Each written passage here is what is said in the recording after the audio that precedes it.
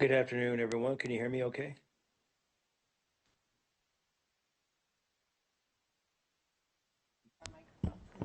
We heard you, JJ. All right, just checking in with you all. I can see everyone. Everything looks good.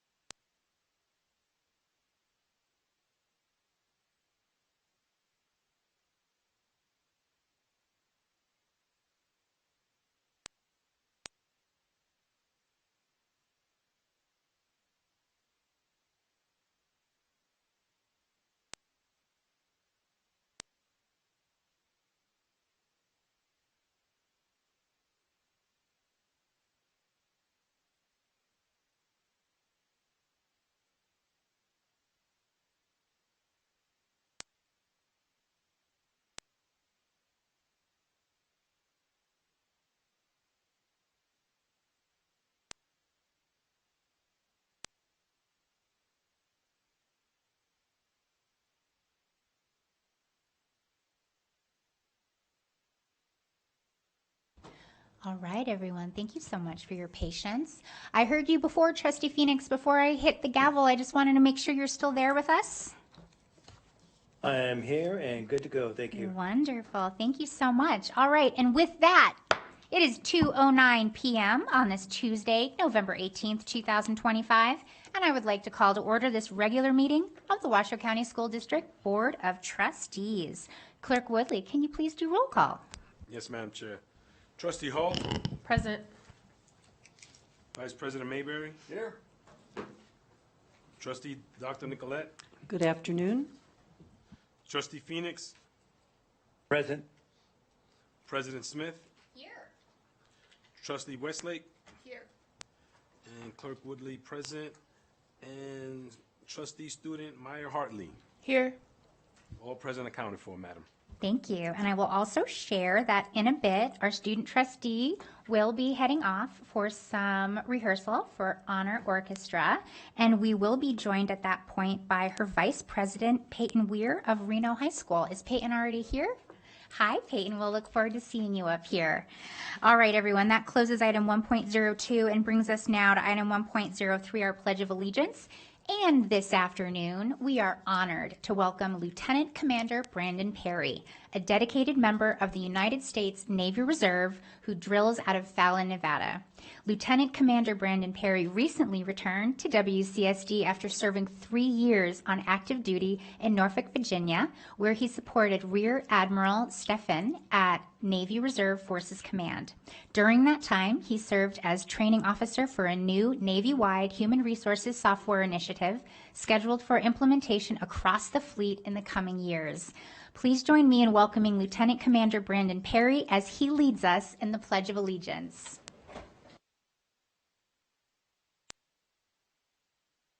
Please join me for the pledge.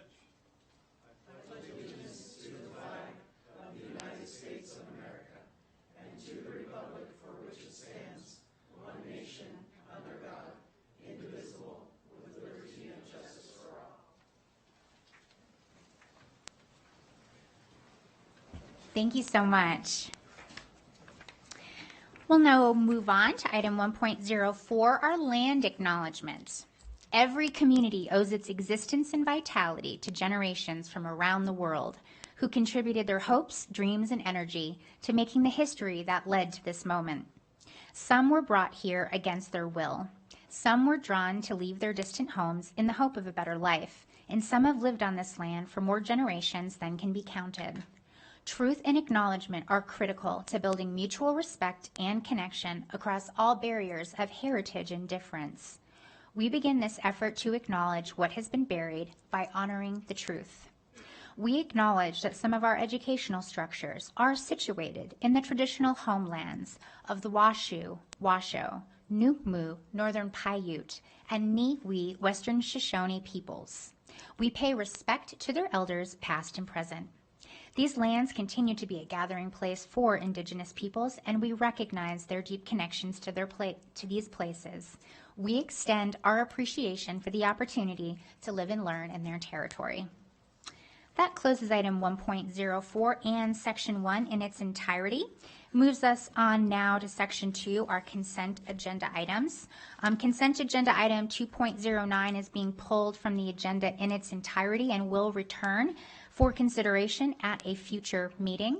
I have not received any notice from any other trustees regarding the interest in pulling any one item between 2.02 to 2.08, nor do I see any lights on now.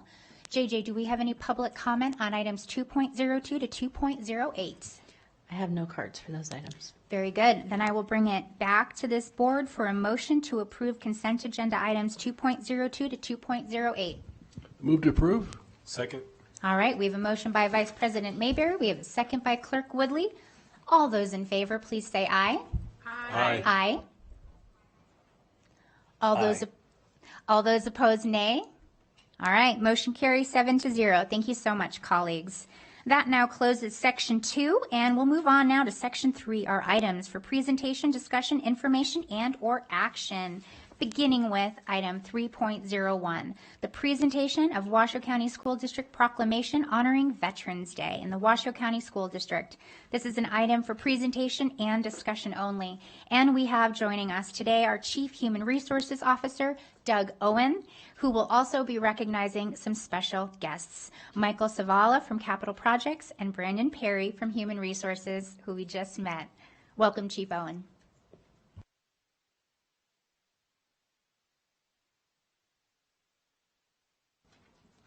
Good afternoon. Thank you. Doug Owen, your Chief HR Officer for the record. I'm honored to be up here today as we recognize Veterans Day. And I do not have the privilege of reading the proclamation today. I'll leave that to our counterpart on the board. But I do have the honor of informing everyone that we have over 200 veterans serving with us in our school district. They're in several different positions, ranging from teachers to bus drivers to our own HR manager, and that is Brandon Perry with us today. And I will turn the mic over to him if he wants to say anything, and then we can move on to the proclamation. Welcome, Mr. Perry. Thank you. I just want to say I appreciate the opportunity, and I look forward to hearing the Veterans Day proclamation. Thanks.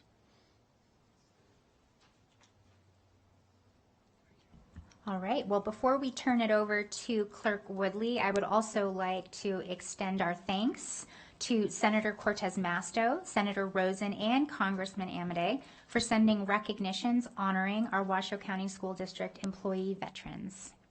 And Clerk Woodley. And by the way, feel free to say something too, because there's a reason why you're actually, you could just read it, but you and also Trustee Phoenix, this is personal and of course symbolic, but personal. Oh, yes. Thank you, Madam Chair. Both Trustee Phoenix and I both served in the United States Marine Corps.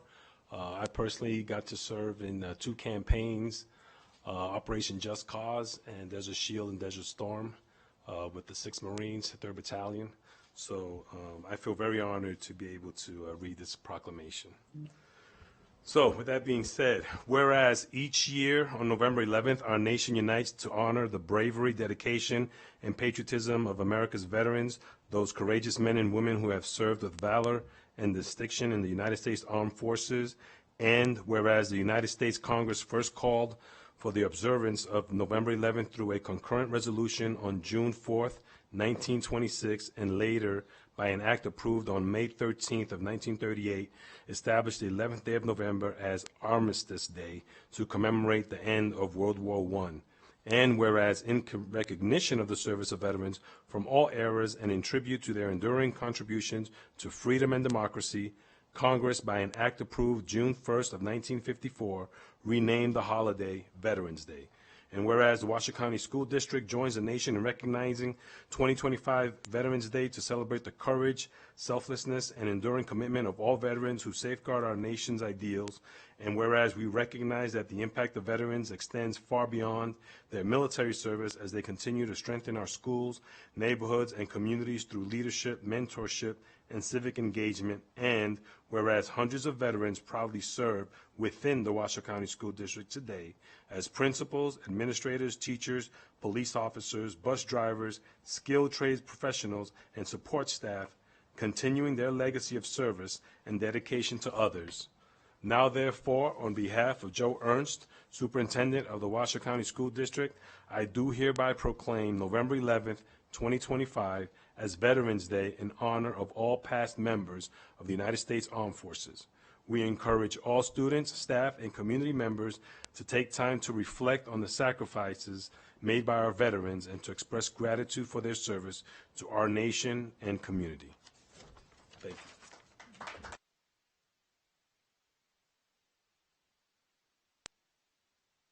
All right, now we're going to get up and take a photo with our staff that are here, along with these signed proclamations from our senators and our assembly members.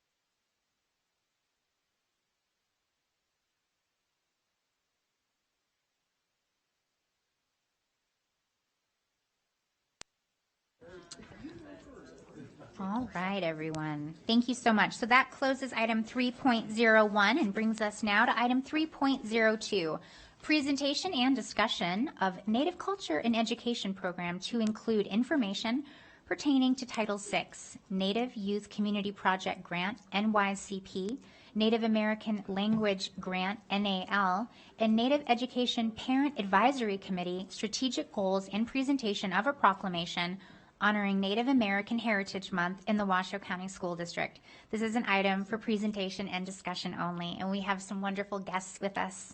We have Dr. Paul Lamarca, our Chief Student Services Officer, and he is joined today by Fawn Hunter, Native Culture and Education Manager, Denise Miles, Native Youth Community Project Coordinator, and Jake Chapin, Principal at Natchez Elementary School. Welcome, everyone. And just so everyone knows, we will toggle over because Trustee J.J. Phoenix will be reading the proclamation later from his virtual location. Thank you, President Smith, Superintendent Ernst. For the record, Paul Lamarca, Chief Student Services Officer. And I really don't have a role, especially because President Smith just did all the introductions, so thank you.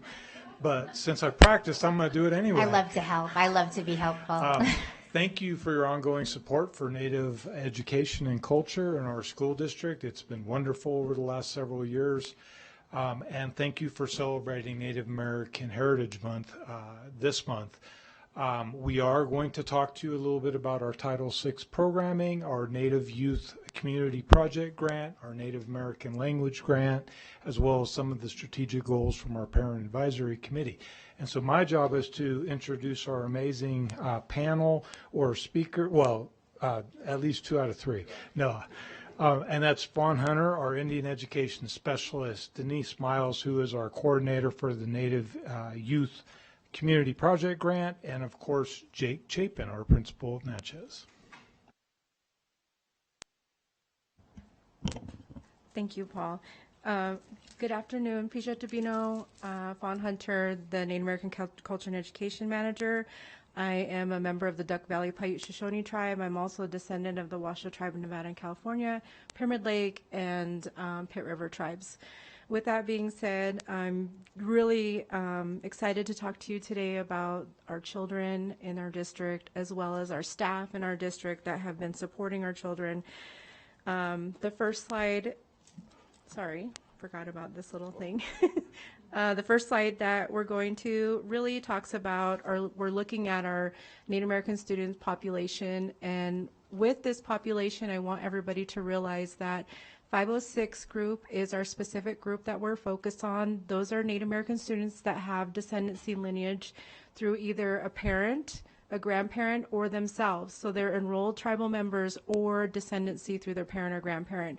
So that's how we collect our information for the Office of Indian Education through the federal government. That's how we report our numbers. So that might look a little bit different when we're reporting to the state, because the state asks for self-identification numbers. So that's where you see the difference. Non-506 are the self-identified students within our school district that are self-identifying as Native American within our district. Our programs really focus where the funding is on our 506 students. That gives you a little bit of difference between the two within our programs and those that aren't in our programs yet. Our numbers come from our count day, so you'll see in our October numbers really focus on our 506 and non-506. So when you do see some of our numbers, and when Denise talks about some of our numbers, they'll look a little bit different than what you see on the self-identified that go through the state numbers.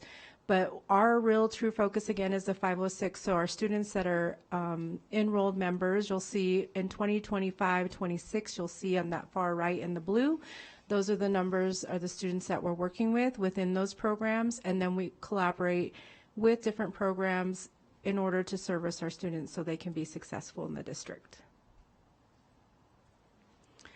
This focuses on our Title VI Indian Education Grant. Our Title VI grant services different ways. One of our big ways is our language program. Paiute language services 3 of our schools, Reed High School, Spanish Springs, and Worcester. Within those 3 high schools, we have worked with the state to create the syllabi literacy. Last year was the first year we gave the syllabi literacy, and that was for Spanish Springs High School. 2 of our students passed that. So we're on our way this next school year on making appointments with the state to have our other schools participate as well, Reed and Worcester. So this pushes us forward, but this just gives you an idea of what our Title VI Indian Education Grant pays for, specifically for those 3 classes. It's also, we're working with the state to create a section for 8th grade, probably within the next year or 2, to take the same test, same type of test, because we have our native language grant at Natchez, so they'll be rolling up into our middle school where they may be able to take those tests as well. So this just shows you kind of where we're at, but it also shows 506 students and non-506 students that we're paying for this class. So this class is open to all students in our district. Our Title VI also pays for backpacks, school supplies, and other materials that the students may need. Our Paiute Language Bowl is one of the things that we host through originally our Title VI program paying for the teachers, but also we collaborate outside the district with Lyon County, Humboldt County, a few of the other counties to bring our students in that are also speaking Numu and having them come in and compete with our students here in Washoe County School District with the same language.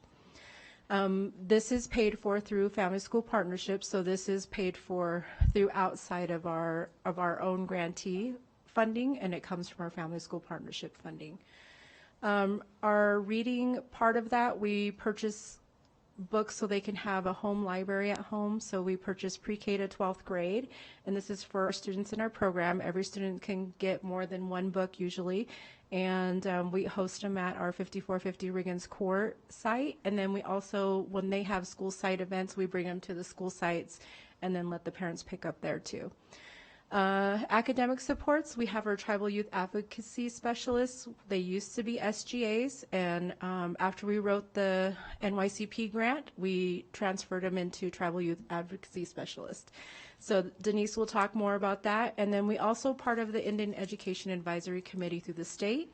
We are currently meeting today and tomorrow. So I was in Carson City today, meeting with our stakeholders and talking about what our initiatives, our next steps, and how we support our Native American children throughout all districts.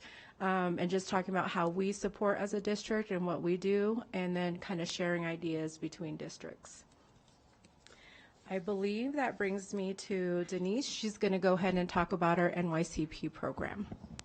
I'm Denise Miles. I'm the NYCP coordinator, and I couldn't be more proud of the team I support. The Tribal Youth Advocacy Specialists, all 4 of them are here today, and just acknowledge their hard work. With over 6,500 in-person connections with over 400 students across all of our middle and high schools in the district, they've just had tremendous outcomes with these young people. What you won't see in this slide is at the start of our grant in 22-23, our chronic absenteeism rate was 48%. This last school year, we got it down to 31%, which is a huge achievement and comes through the connection building that our team is doing and the goal setting work that they're doing with our young people. Do you want to go to the next slide? That's fine. This is our graduation rate breakdown. Again, what you won't see here is that at the start of our grant, we were at 59% graduation rate for our students with 506 forms. This last year, we were at 87%. So amazing outcomes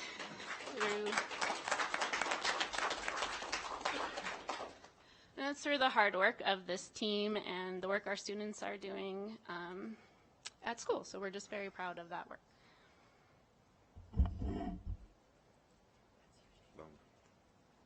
Next. The whole thing? You don't want to talk at all? Go for it. All right. All right. So on our Native American language grant, first, I think I've said it a million times, but a massive thank you to Fawn Hunter and Delisa Crane, who put in a ton of the work to make that happen. I threw in some good ideas and some not so good ideas, and they picked through which ones they should put in the grant, and they made it all happen for us. So big thank you to Fawn and Delisa, who I know is retired, but I'm going to call them. What the grant allows us to do is we have a full-time language teacher and a full-time certified teacher to help us draft a curriculum.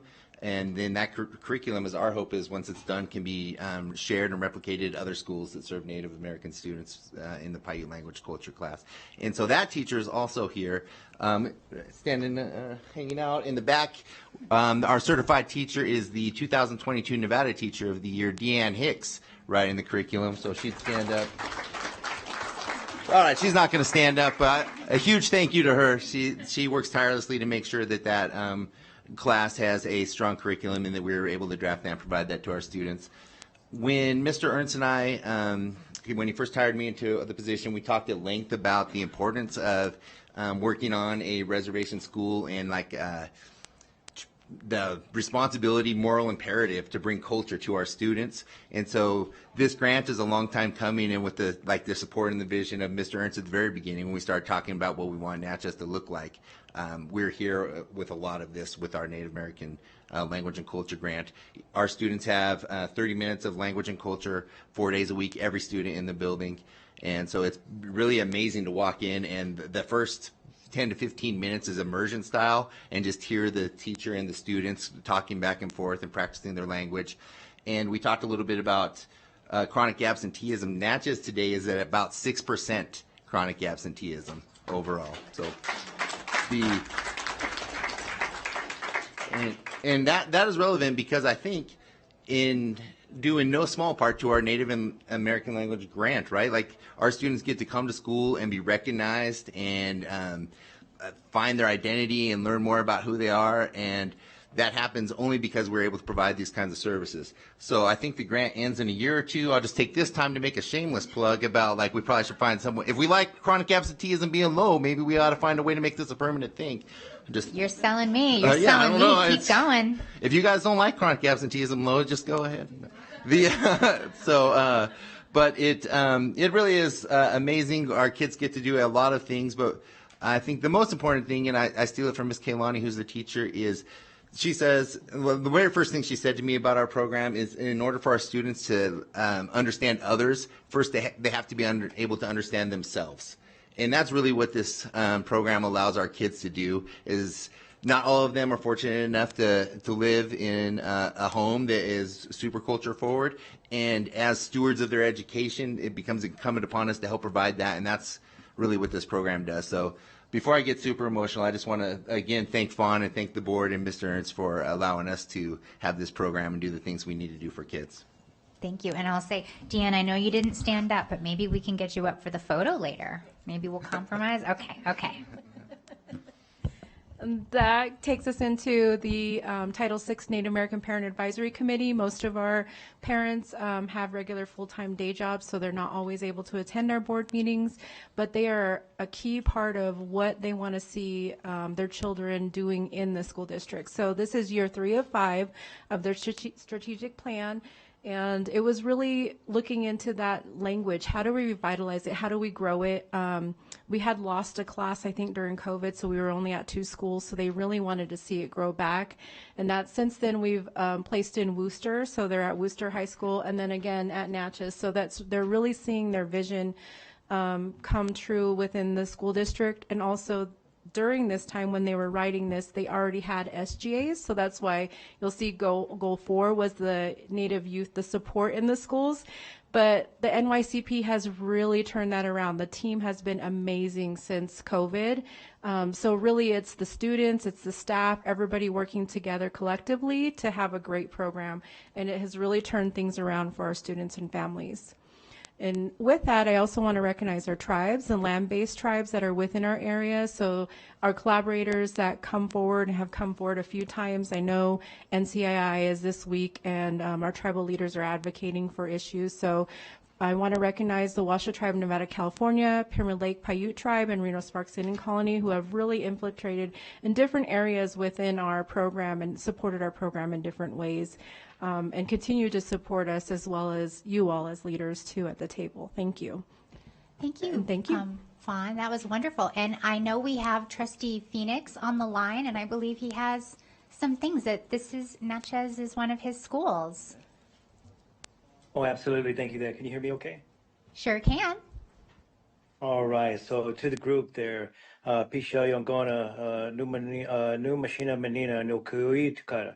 I just want to tell you, thank you very much, Pisha, you, for all the staff that are involved with going from Paul, Fawn, Jake, RSIC, Denise, Delisa, Deanne, all you all that are involved with this, that are setting the framework for other districts in the state to look at on how to approach this, because we all know across the nation, well, you may not all know, but across the nation, you know, our culture and our language are very important and very imperative.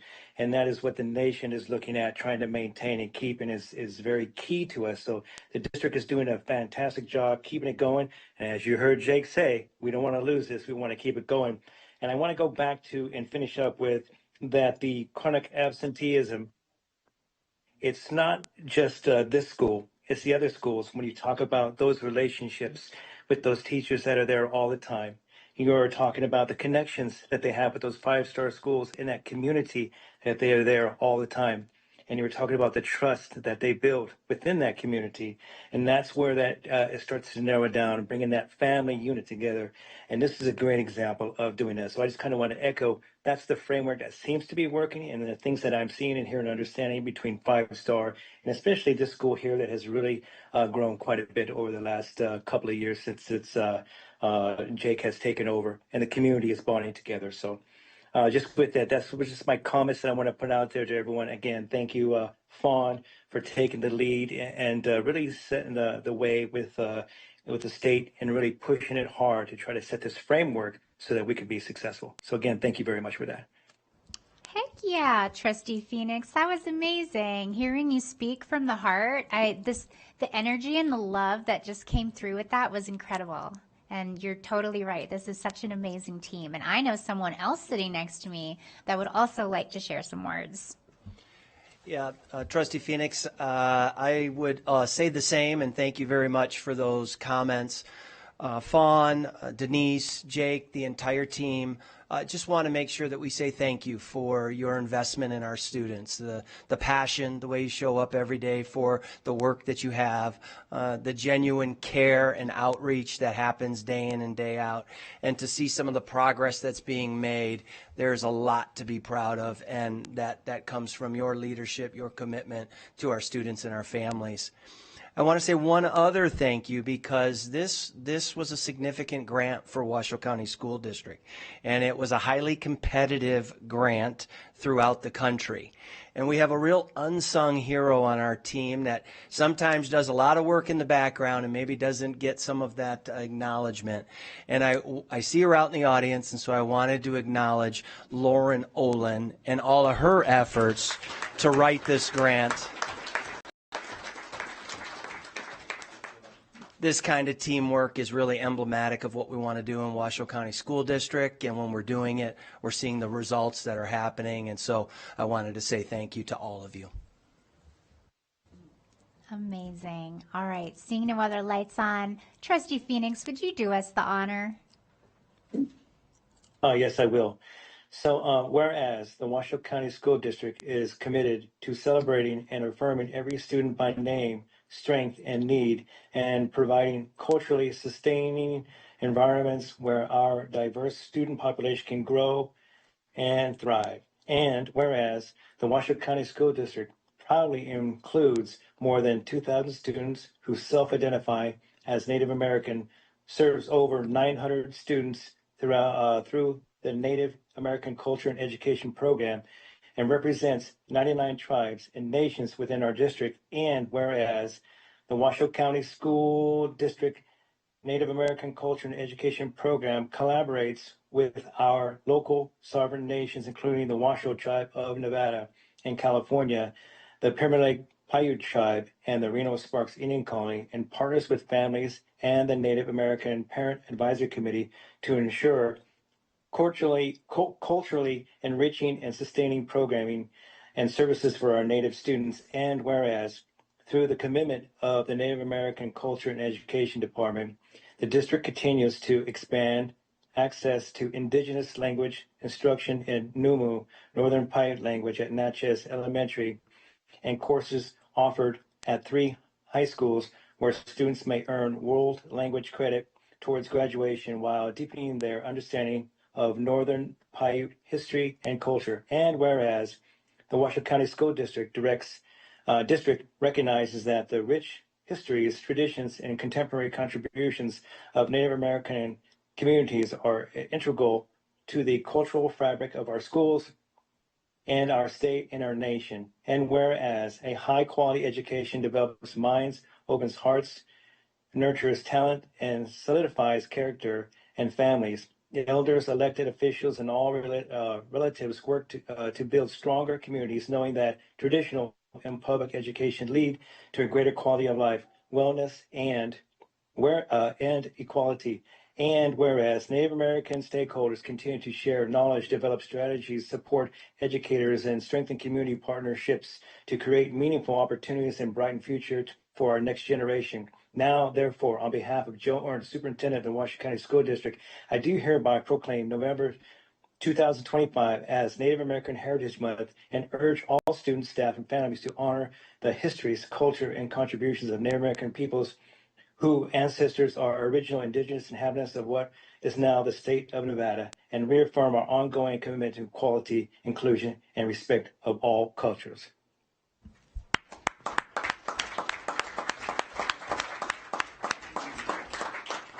All right, well, we would love if everyone, including everyone that's here, to come up and join us in a photo.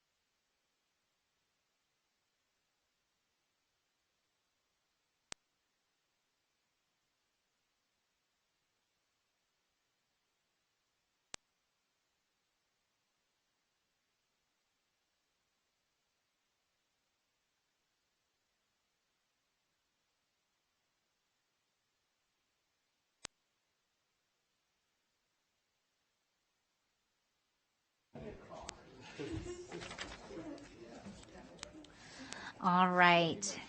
That closes item 3.02, and I would also like to reflect for the record, we now welcome Peyton to the dais. Welcome. And welcome. Thanks for being here. All right, everyone. We'll now move on to item 3.03, presentation, discussion, and possible action to accept the annual comprehensive financial report, the ACFR, for the fiscal year ended June 30th, 2025, FY25, as recommended by the Audit Committee for possible action. And we have with us today our Chief Financial Officer, Mark Mathers, our Director of Financial Operations, Kyle Rodriguez, and from Crow LLP, Jeff Jensen and Moran Murphy. Welcome. Thank you very much, Madam President, trustees. Besides the daily work that our office, the business office does, our buyers, our accounting and payroll staff, and so forth, all the work they do, there really are two kind of momentous multi-employee, multidisciplinary efforts that come out of the business office, and one of them, you're well aware, is our budget process, right? The other, though, is the production of this annual comprehensive financial report, which in English is more or less audited financial statements. And again, it's a tremendous effort over many, many months involving many, many team members of the business office and other offices too. So it is a team effort. Before we turn it over to Crow to give their remarks and their presentation of the audit results, I wanted to introduce the person who led the team this year, Kyle Rodriguez. He is fulfilling our controller role. Previously, he was the CFO for Lyon County School District, but he did work at the business office before that, so he knows Washoe well. Did tremendous work, as did Mindy Capron, our assistant controller in the office, and all of the team. Again, before we turn it over to Crow, I think I'll turn it over to Kyle to kind of explain a little bit more about what this document covers and maybe what you might want to focus on as you read it. So thanks, Mark. I'm Kyle Rodriguez, for the record. So in front of you is the annual comprehensive financial report, which is our actuals for June 30th, 2025. So we talk a lot about the budget and having a balanced budget throughout the year, and this is where we ended up. So it is our financial statements, if you're new to the government accounting. Through that, we have 53 governmental funds. So the governmental funds will be the general fund, special revenue funds such as grants, special ed, capital projects, and debt service. We have 4 proprietary funds. The best example will be the enterprise fund or nutrition services fund. Proprietary funds are set up for business-like activities, so they're full accrual all year long. The district in whole, we present quarterly reports to you, and those are mostly on cash basis. We identify a few key or major revenues throughout the year that we accrue back. There's typically only a few days in between. But for the end of the year, we go to a true modified accrual where we accrue back to revenues from when they were earned and expenses from when they were incurred. As you know, NRS 354, we have to have an annual audit from an outside CPA firm. That is Crow LLP. They are here to make sure that we are presenting financials accurately and fairly in material respect. And Mark and I are here to answer any questions if you have at the end. Thank you, and welcome back to the district. I turned it off. There we go. I had a 50-50 shot. Good afternoon. I'm Jeff Jensen, the engagement partner from Crow, and I'm here with Moran Murphy, our our manager. Sorry, Moran. And I didn't mean to demote you there. And it's our privilege to present the audited financial statements for the year ended June 30th, 2025. I think we have very good results to bring to the board's attention today, and I'm going to turn it over to Miranda to take the first couple of slides. All right, thanks, Jeff. So as your external auditors, we have a few responsibilities that we have to follow. So our role is to express an opinion on the financial statements as well as federal compliance. We evaluate all of our audit procedures using a risk of material misstatement, and we also evaluate and test your internal controls related to financial reporting. And we do all of that by using a risk-based, did I turn? Okay. Good. All right. So we kind of do our audit work in 3 phases. So phase 1 sort of takes place in the May, June timeframe. That's when we focus heavily on the internal control procedures as well. And then we give a little bit of a break to the management team. And then we come back in September. And that's when we really do our heavier lift of auditing, you know, balance sheet accounts, income statement accounts. That's when we do all of our substantive testing. And then in October, we sort of wrap everything up in a nice bow and then do our review over the ACFR, the financial statements. Okay, management is responsible for preparing the financial statements. They are also responsible for making sure they're in compliance with the Nevada state requirements, and they're also responsible for developing and maintaining internal controls over financial reporting and making sure that they are in compliance with various accounting standards and those types of things. Okay, during the year we did have one new accounting standard that was implemented by the district. It's called GASB Statement Number 101, and it's related to compensated absences. So the district has always been reporting compensated absences, but under this new standard, it sort of expanded the types of leave that need to be included in that liability. So after the district did their analysis, they determined an additional $4.6 million in leave liability that needed to be recorded. And just to clarify, that doesn't hit any of the funds. That is just for the government-wide financial statements. So new accounting standard had a restatement to beginning net position of about $4.6 million, and that's what you'll see on the statement of activities there for that restatement. Okay, and happy to report that we did not have any corrected or uncorrected misstatements. So that would be audit adjustments. So anything that we saw that was differing from supporting documentation, you know, that would be when we would have to adjust the balances to make sure that they're materially accurate. So we didn't have any of those. And then the uncorrected misstatements are sort of smaller audit adjustments that may come about. And when those happen, we sort of evaluate them all at once to make sure that it's not, you know, turning into a larger adjustment. So happy to report no corrected or uncorrected misstatements for 2025.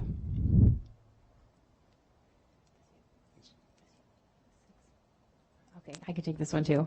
For our final required communications, we did not have any difficulties encountered with management. We didn't have any disagreements over how things are reported. They didn't go out to any of our competitors to sort of get a second opinion on things we were telling them. And we didn't have any major instances that would require your attention before coming to the meeting today. All right, I'll turn it over to Jeff. Great, thanks, Fran. So next we'll talk about the different opinions that are part of this report. Normally there are several opinions, and this year's a little bit different. So first, under the financial statements, you received an unmodified opinion. That's the type of opinion you want. In more layman's terms, that's a clean opinion without modifications. That's why it's called unmodified. So again, that's the type of opinion you want on your financial statements. The part that's different is the uniform guidance. So that's your federal audit.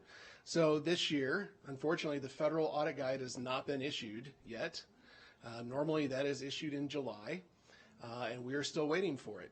So because of that, we cannot conclude on the district's compliance with federal requirements.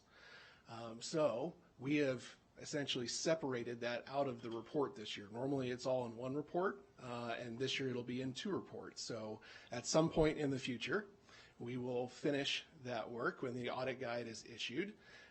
And we will then present an opinion on federal compliance. So until then, we're in kind of a delayed status. And that isn't a Washoe County School District issue. That is a universal problem across the United States right now for all governmental audits. So, and Crow, being a national accounting firm, we have a partner that's on the Government Audit Quality Center's executive committee. So we're in DC sitting at the table listening to when things are coming out from the source. And unfortunately, the information coming from there is that it's not anytime soon on the audit guide. So we'll just continue to be in a holding pattern essentially related to that. What we have done so far is we've audited from a draft version of the compliance guide. So essentially we've done 95% of the work that we need to do to conclude on your federal compliance, but we can't draw the actual conclusion until we have the formal audit guide. So On the next slide here is just some financial information at a high level. There's a lot of numbers in this report, so what are some of the key numbers that you can pull out of this? And so I think that's what we've tried to demonstrate on this slide. You can see 2024 in comparison to 2025. And I know in the world of school accounting and public education, there's a lot of turmoil as far as funding, and especially with the end of COVID and that era of funding. And yet the district has demonstrated here a fairly stable financial position here related to your total assets and your total net position when you compare that to the prior year. Also, just probably more on the day-to-day business of the district is the general fund balance position. You can see last year's ending position was $71.1 million, and this year it's $74.2 million. The other significant event that occurred financially for the district this year is you did issue new bonds related to your construction program there in a total of $210 million. All right. Other thing that's important to bring to your attention is we have no reportable findings related to the audit for this year. So we have no material weaknesses or significant deficiencies in internal control to bring to the board's attention. So again, that's good news to report. And just to bring our comments to a close, the district's financial statements are presented fairly in all material respects. There were no audit adjustments made by us to the numbers that were given to us to audit. There were no findings that were reported as part of this audit. And management was very helpful, as well as other departments outside your accounting team there, in providing us with the information we needed to be able to complete our audit. So again, very clean audit results, hard to beat, no findings, no adjustments, with a clean opinion. So with that, we'd be happy to answer any questions. So no questions, but I know he's not going to bring it up. It was in the staff report. But so thank you so much for this, truly. For anybody who's listening and watching, there's doing a good job with your budget and your audit, and then there's doing an exceptional job. And exceptional is the Washoe County School District. And I know it is not just one single person, but we have a secret weapon. And he is flipping through his papers right now, our CFO, Mark Mathers. And I do want to point out, because this is something that I've actually paid attention to and celebrated every year that I've been on the board, that this is the 25th year that WCSD has been recognized with the Certificate of Excellence in Financial Reporting from the Government Finance Officers Association. This is like winning the Super Bowl 25 times in a row, which the New England Patriots almost did, but you managed to do with finance, and we are just so incredibly lucky because we do this work not just because we're required to with the government, but because we are in charge of a precious resource, and that's taxpayer money. And these awards and this recognition and this additional clean opinion is a testament to that. And so I'm in a clapping mood. So I'm going to say thank you to CFO Mathers and all of the members of our team.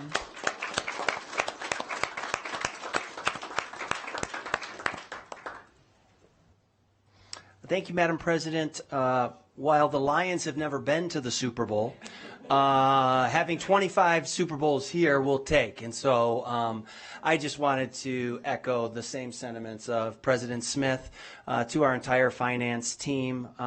We appreciate what an exceptional job you do.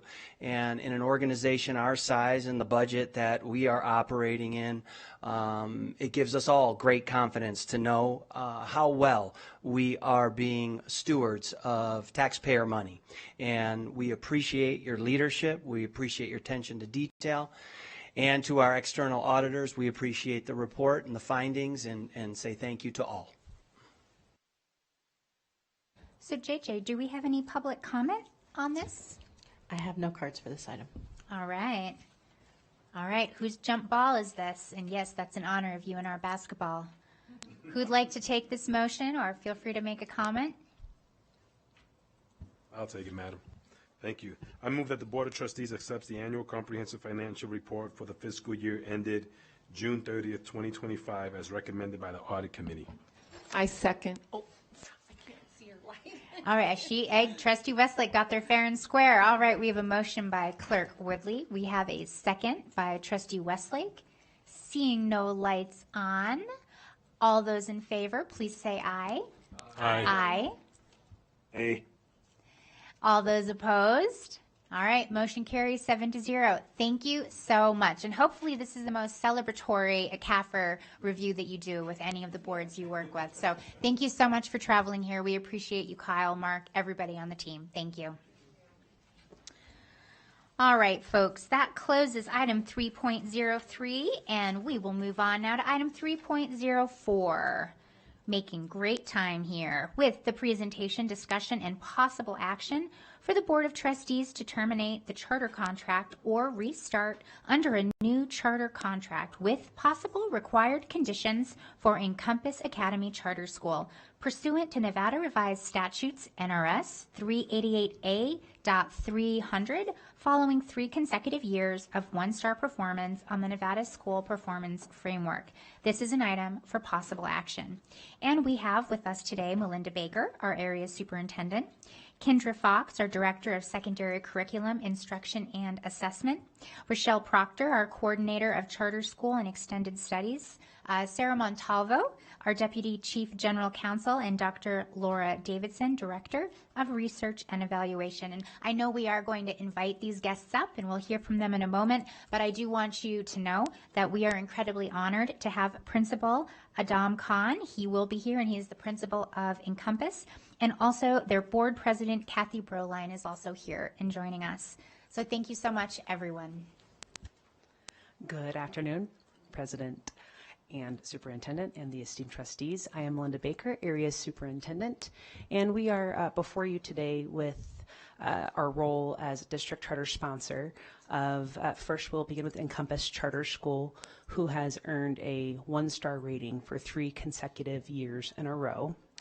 The state defines for us as a district charter of a school in that circumstance that we have the task of determining whether to terminate that charter or to restart that charter under another contract.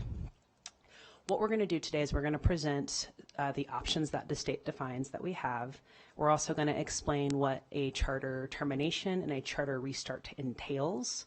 And then we are going to zoom in a bit to towards Encompass's performance data currently before we offer you our recommendations. So here to kick us off is Deputy Chief Sarah Montalvo.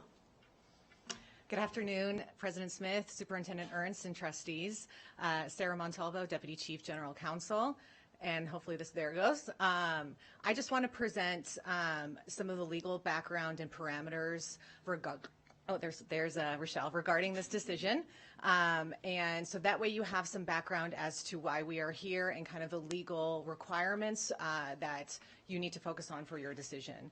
So what we are here with is it's in our statute, in our NRS 388A.300, subsection 1, requires that the sponsor of a charter school who has the lowest ratings under the Nevada School Performance Ratings for 3 consecutive years. It's 5 consecutive years under the old NRS, which I will get to in the next slide regarding the legislation.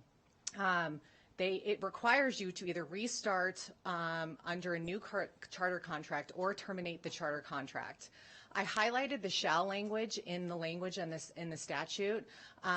They use shall rather than may, and so that indicates it is mandatory for the sponsor rather than permissive.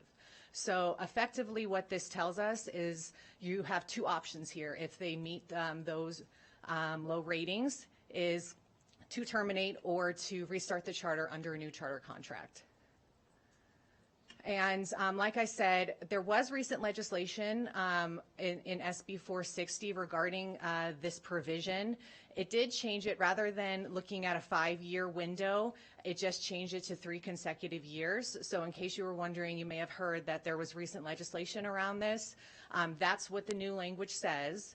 And additionally, the new language in the legislation gives charters the option and the sponsors an option to not have to look at termination or restart of the charter if they fall within these 2 exceptions. However, as Dr. Davidson will go into later in the presentation, both of the charters that we are going to be looking at did not fall within these exceptions.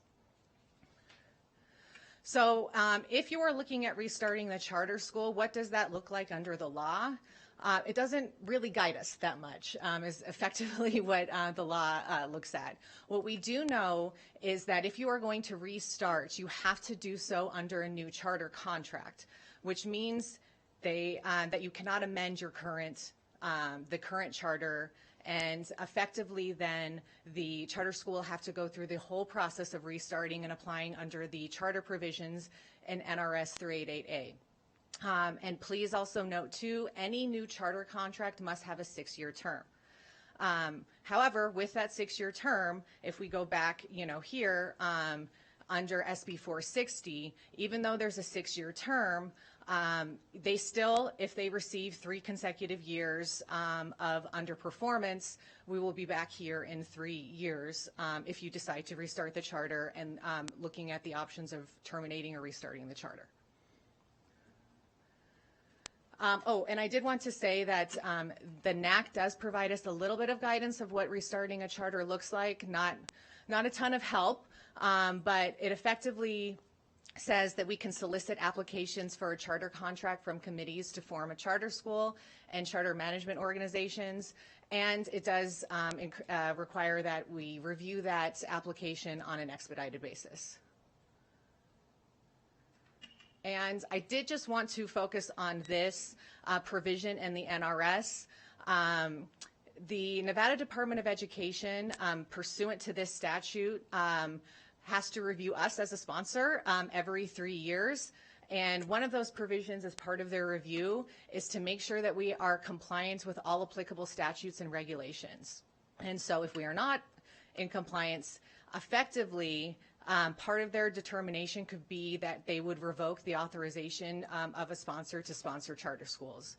So I put that in there just because I wanted to give you what the law said, and that unfortunately here today we are in the position of, as the sponsor, that we have to follow what the law mandates, and that's to either look at restarting or terminating the charters. And with that, and before we pass it on, thank you so much for that overview. I know we're going to have another one of these after, but you did very, very well in making it very clear to everyone that we're simply following the rules here. Yes, thank you. Rochelle Proctor for the record. I'm going to pick up here for just a couple slides. So how Washoe County School District would support a restart. We would expedite the review process. We will ensure that all requirements for restarting a charter are implemented in accordance with the standards established by the district for charter restarts. And we will conduct quarterly reviews of the school's submitted progress reports, including the relevant metrics outlined in the school improvement plan that we conduct. District staff conducts annual charter school monitoring and provides feedback to the leaders. We provide quarterly meetings for our charter school leadership. Technical support is provided by our district's grant department, and the school improvement department meets with the charters to review and help finalize their school improvement plans.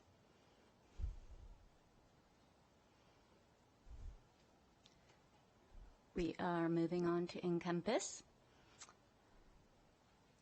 And we just thought it would be important to see the timeline of communication between the district and our 2 charters that we're discussing today.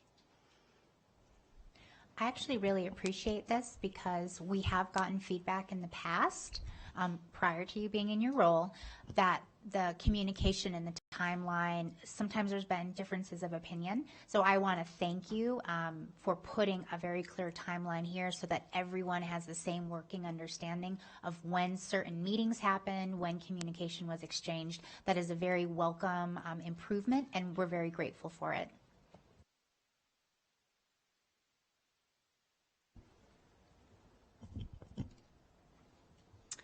Hi, Laura Davidson, Director of Research and Evaluation for the record. So my job tonight is to walk you through some of the data that produce these one-star ratings to help inform your decision at the end of the presentation. But I thought before we jumped into the Nevada School Performance Framework data, it's important to just understand the populations that are served by Encompass Academy. So on this slide, you can see that last year for 24-25, they served 153 students on count day, but had up to 158 students throughout the year. On the right there, you can see their transiency rate. So last year it was 31%, and this year it's 15%. The transiency rate is essentially just looking at the proportion of the students who don't stay there the entire year. Either they transfer in, they move school, or they transfer out at some point. So it's a kind of a proxy of risk in some ways. You can see down in the bar charts below that Encompass serves 100% of students who qualify for free and reduced price lunch. They're a Title I school. Compare that to the remainder of the Washoe County School District high schools at 53%. I think notable here is their special education population is almost double the proportion of special education students that we have in our traditional WCSD high schools. They have a slightly higher proportion of EL students, and then over on the right-hand side, we have a risk measure. So that's our Washoe County School District early warning system. Essentially, any student who gets 3 indicators on a variety of variables, like a poor attendance, suspensions, being retained, transiency, credit attainment. If they have 3 or more of those risk factors, we consider them high risk for dropout. So it's just another measure of who Encompass is serving. This year they had a slightly lower proportion of high risk students compared to years prior, and lower than our WCSD high schools as a whole. That's what that call out box on the right is saying. Their demographics have shifted a little bit over time. So as far back as 21-22 and 18-19, they were serving as many as 50% of their students were considered high risk for dropout. So their demographics have shifted a little bit over time. But I think it's important to just ground us in who the population is that is served by Encompass Academy. And Dr. Davidson, if we could go back on that slide. So Principal Khan, I know we're going to hear from you in a minute, so I want to say this to you. Thank you for your school serving a representative number of our students. When I see numbers like this, particularly from a charter school, I know that you open your door to every child, like the Washoe County School District opens its doors to every child. And that's not an opinion. These are numbers that we see in front of you. So thank you. Thank you. Yes, they typically serve high proportions of students who are credit deficient in particular. All right, so for the remainder of this presentation, we're going to learn a lot about the Nevada School Performance Framework. And up there is a screenshot of one of the reports that we provide to all charters and our district schools, telling them how they score on this each year. It's a very complicated set of measures. There's a 90-page manual that's associated with it. If you ever want to dig into the business rules, we'll stay out of those tonight. But I do want to provide just some backdrop on how these numbers come to be calculated to produce a one-star rating. So our accountability system looks like many others across the nation. That's because the buckets that we have to measure schools against are defined largely in ESSA. So they consist of state test scores, they consist of growth measures in elementary and middle school, graduation, advanced coursework participation, English learner growth, and then some additional measures including chronic absenteeism and credit attainment. The high school performance framework looks very different than the elementary and middle school framework, but you can see up there that the points are calculated up to a total of 100 points. So that's the denominator that we look at. You can see for the high school performance framework, the main driver of the star rating is graduation. It's really the culmination of that experience in high school, so it makes sense it's the driver of the star rating, but worth 30 points. Academic achievement is based largely on ACT and Nevada science scores. In the middle, you can see you can earn points for participation in advanced courses as well as the tests associated with advanced coursework, including AP tests, that kind of a thing. And then student engagement for high school is based on chronic absenteeism and 9th grade credit attainment, and then English learner growth as well. So this is the data for Encompass, going back to 2017-18, which is the first year that we had the high school framework here in Nevada. On the far right-hand side, you can just kind of see their general trend data. But when we first had the high school performance framework in 17-18 for Encompass, you can see down there at the bottom, they earned a 1-star rating, and then they have an acronym next to that star rating, which is CSI. That stands for Comprehensive Support and Improvement. It's the state designation for low performance. For Encompass, it's based on graduation rate being under 67%. So Encompass carried that designation all the way up to this year. They exited their CSI status because they raised their graduation rate above a 67%. So that's what it means when it's a none by it. It means that they have exited their statewide designation for performance. And generally, you can see that their performance improved over last year. So currently, they have a 13.8 as their index score. In order to be a 2-star, you need to have at least 27 points. So you can see they're about halfway there to a 2-star rating, and improved 3.3 points. You can also see down there at the bottom just a trend line of their enrollment data. Their enrollment has increased over the last few years as well. This is just detail on the rates themselves, so all those individual indicators that add up to produce their star rating. And you can see that 3 of the indicators have improved and the others have declined. But I want to point out down there at the bottom, there's a very important note that I'm going to get to later that is an important driver of the recommendation that we bring forth tonight. So we know that Encompass is serving a higher risk population perhaps than other schools in our district, so we thought it would only be fair to compare them with other schools that are serving similar demographics. So on the left-hand side, you can see Encompass Academy's performance on NSPF compared to other Title I high schools here in Washoe County School District, and you can see they do underperform. Part of that is because of the population that they serve. On the right-hand side, we compare them just against the other 1-star high schools that we have in Washoe County School District. We don't have many of these. The majority of them are alternative education sites, but you can see in some years they outperform, in some years they underperform. But in general, they're serving a very similar population to some of our alternative education sites. So as was mentioned earlier, SB 460 offers some new exemption language to turn that shall into a may. So we did check for those. The 2 exemptions that are offered under SB 460 is the first, that if a charter school reaches a 22 points instead of 27, which would be the trigger for 2-star, then they're eligible for that first exemption. In the second exemption, if they didn't reach 27 but were at 17 and improved, then they would also be eligible for an exemption. So we did check for those with Encompass Academy, but as noted earlier, they didn't reach either of those thresholds, so it's still a shall in the legal language. So back to that footnote that I alluded to earlier, there is a unique situation with the high school performance framework for all of high schools that I'm sure you probably hear complaints about, and that is that 3 of the indicators on the Nevada School Performance Framework for high school are not based on the most recent year of data. They're not based on the ceremonies you attended, graduation ceremonies you attended in June. They're based on the ceremonies that happened a year ago. So the indicator is lagged for a variety of reasons. So that data is all based on the class of 2024, not the class of 2025. And graduation is the main driver of star ratings for high school. So we have the kind of unique situation for Encompass that we're able to predict exactly what their star rating will be next fall because we know what their graduation is right now. So we know what that's going to turn into when they get their next star rating. So you can see in general their graduation rate, on-time graduation rate has improved the last 3 years, and this year went up to 91.3% from 69.5%.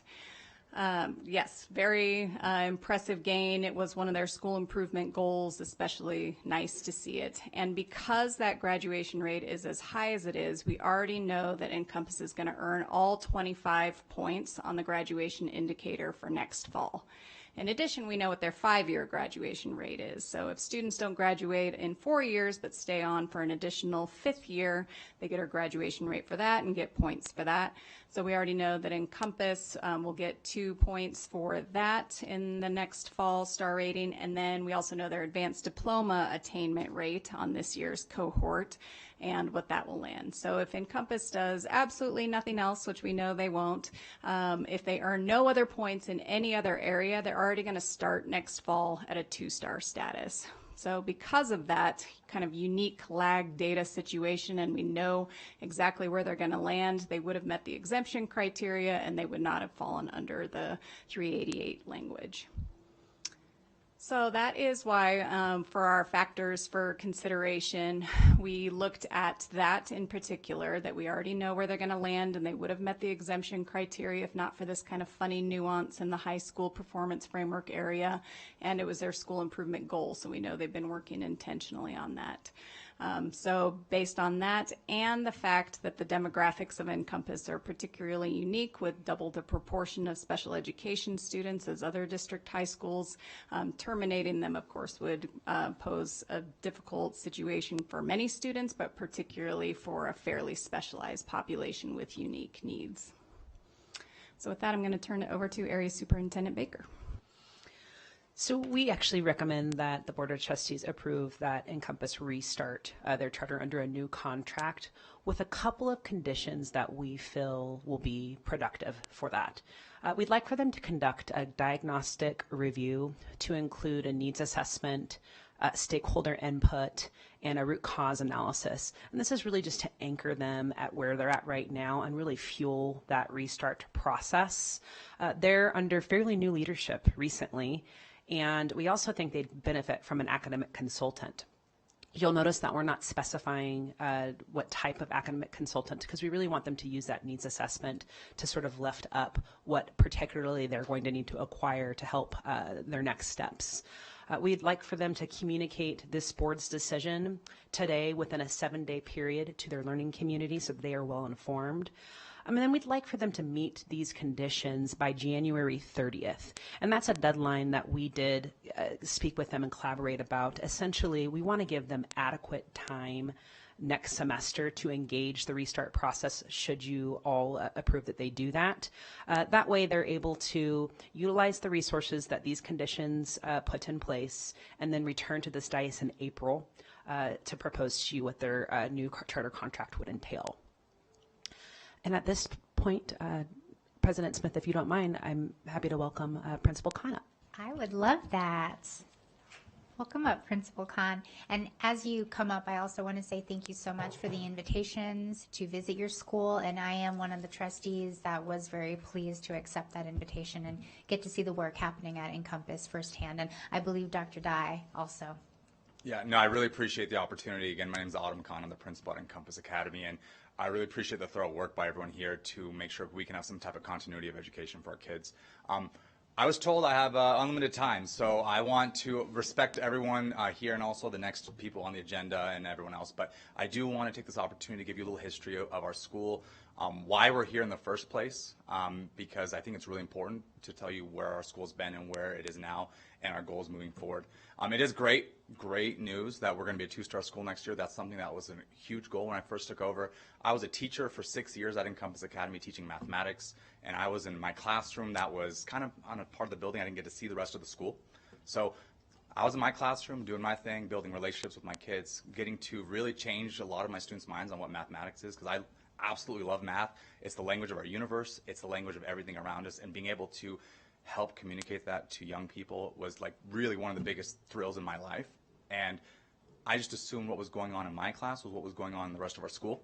And our principal left a few years back and moved across the country, and kind of we had this hot potato of things that the board came to me and asked if I wanted to be principal, which I originally said no because I loved teaching math so much. And then after a week or two, I realized we need someone in leadership that loves our students as much as I do. So I changed my mind, and it was very difficult for me, but I took over as principal, and that's when I really got to see the inadequacies in our school. We had no money. We had a bunch of unfunded liabilities based off of no money and all that COVID era funding was going away. You could see our enrollment data. We didn't have lots of kids. And what that doesn't show is the breakdown of those kids. Most of them were 11th, 12th, and we call them 13th graders. We didn't have lots of 9th graders or 10th graders. We had culture issue at our school. We had kids who weren't showing up to school, and when they did, they weren't in the classes. They were getting in fights. There was no culture of academic excellence in our school at all. And last but not least, and the reason why we're here, is we weren't graduating kids, and we're high school, and at the end of the day, we do so much that's not on the NSPF, but we need to graduate kids. Because in order for us to continue to do those other things that I think are incredibly important, that I think we all think are incredibly important, we have to first meet the criteria to keep our doors open. So it was rough. Our ship was sinking, large holes, and we had to do everything we can to try to fix it. So I took over. Principal kind of left. I didn't know what I was doing, I'll be honest with you, and we figured it out. I had very serious and high expectations for my students and for my staff. And my students, they met those expectations. And some of my staff did not meet those expectations. And in the first 2 years, we lost almost half of our staff. And it was very difficult, but I need people in the building who believe in our kids and believe in our mission and are on the same page as I am to turn our school around. And we're doing it. We've implemented changes to change the culture, get kids in the building. You can see our enrollment data is up. One thing we've had an issue with our graduation rate in the past is because we couldn't keep kids in the building, you saw the transiency rate, is we would have a revolving door. I remember as a teacher, I'd have a new kid every other week, and then a kid would be leaving, and we couldn't keep kids in the building. And so what we do is we get a lot of credit deficient 11th and 12th graders. I remember teaching these kids, and I'm like, man, if I just had you a few years ago, the work we could have done. And that was something I remember saying for years.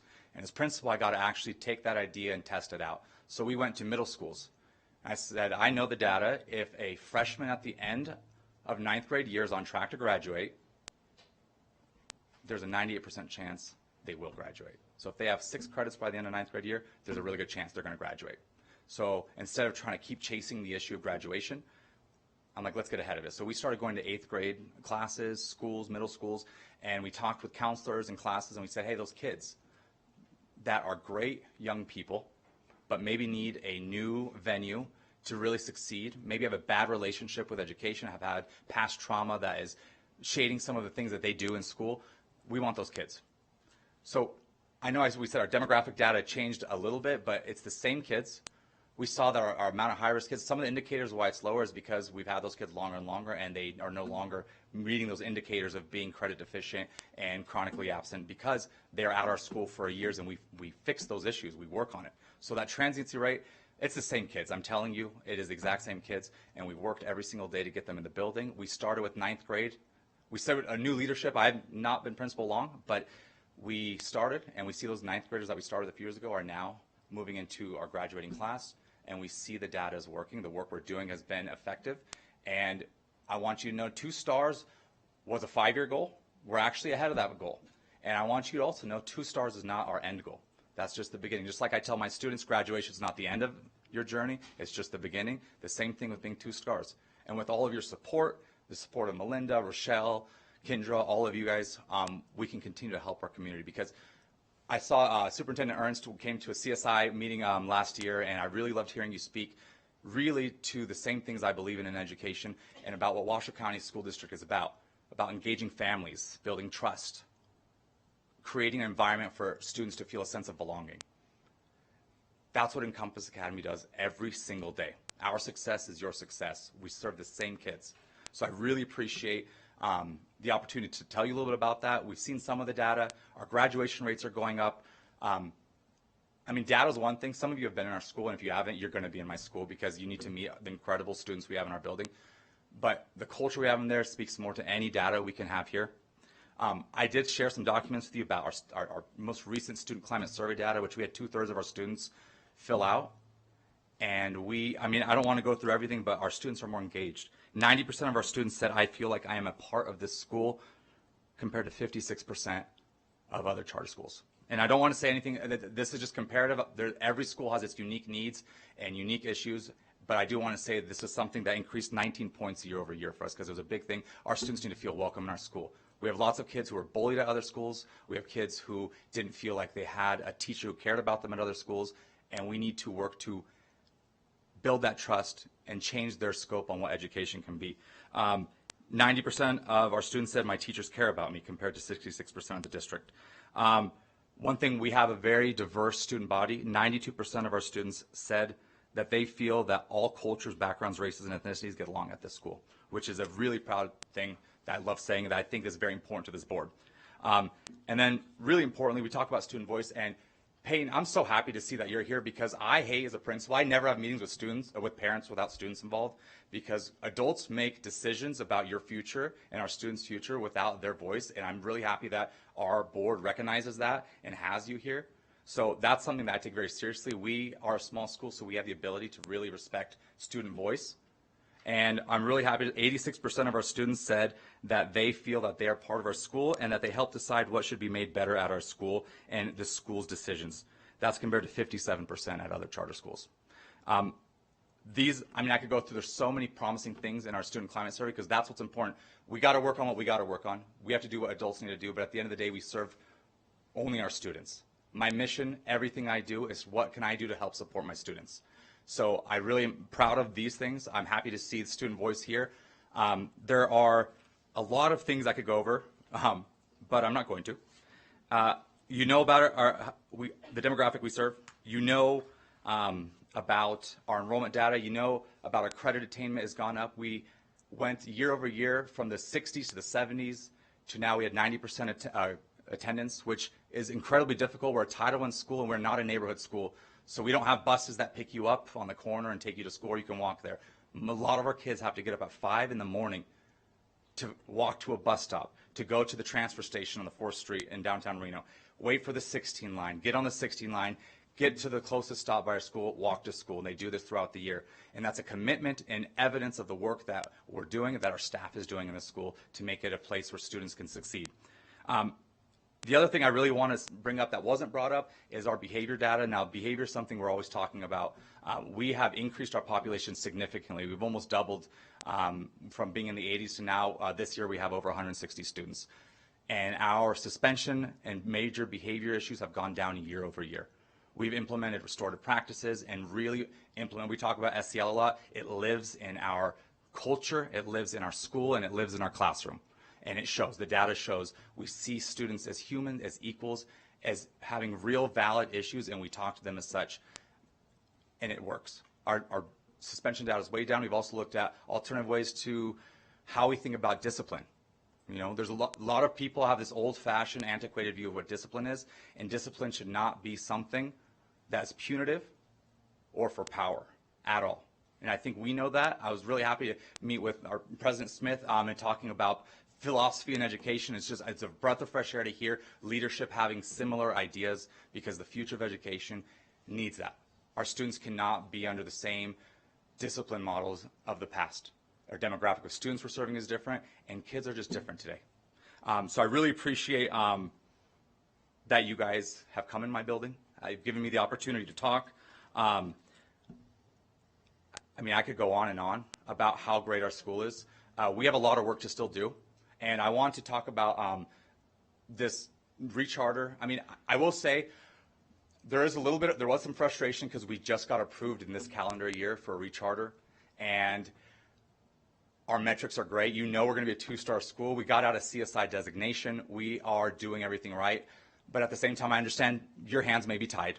And I'm also looking at this, and Melinda has been great to making recommendations that are already in line with some of the things we're doing, and to help us move to the next level and to try to work on our path towards 3-star status.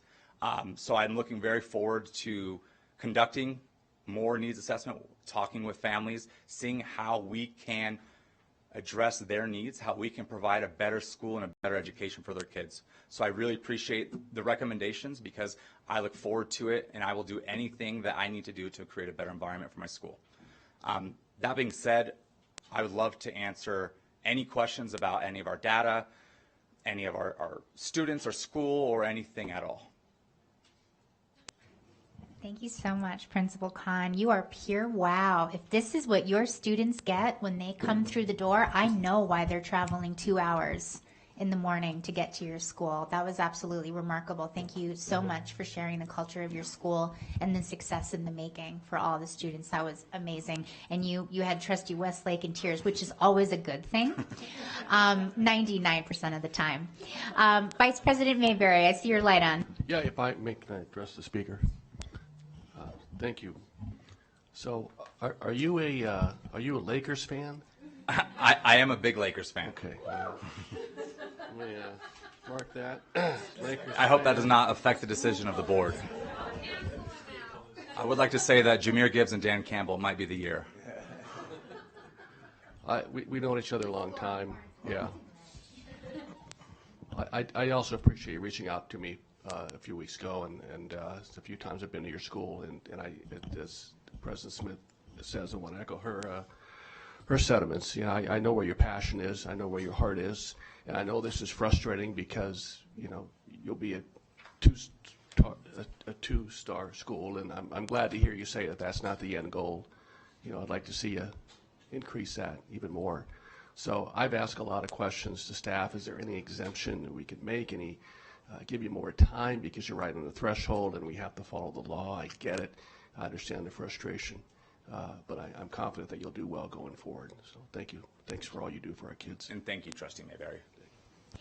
JJ, I believe Trustee Phoenix is interested. Yes. Yep. Okay. Yeah. No, thank you very much, district staff, for that presentation. Kind of gave us the insight, but more importantly, to Principal Khan, your story, listening to your story about where you were and where you're at, and how you got where you're going. You know, and thank you for that. All that collaborative effort. You know, reaching your goals little by little, inching away at it, and understanding the population. You know, it's very diverse and dynamic. Just making sure that you are doing everything you can. It sounds like you are. You're getting all the resources that you need. The only thing I wanted to mention was your community outreach. You know, your community partners besides just us here at the district. How are you doing that? And how is that helpful? I just wanted to hear that. Only that piece only, sir. Thank you.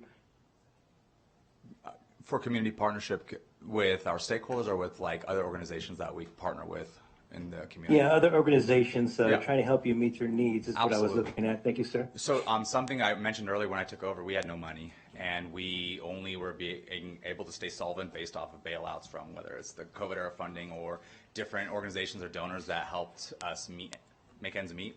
So I'm very proud to say for the first time ever, we are completely financially independent, which is fantastic. We've had great partnerships with the Boys and Girls Club. Our school is inside the Boys and Girls Club. We have a great partnership. During the daytime, they don't have any programs going on there, an after-school program. So we go in there, and they have a beautiful facility, have a great partnership.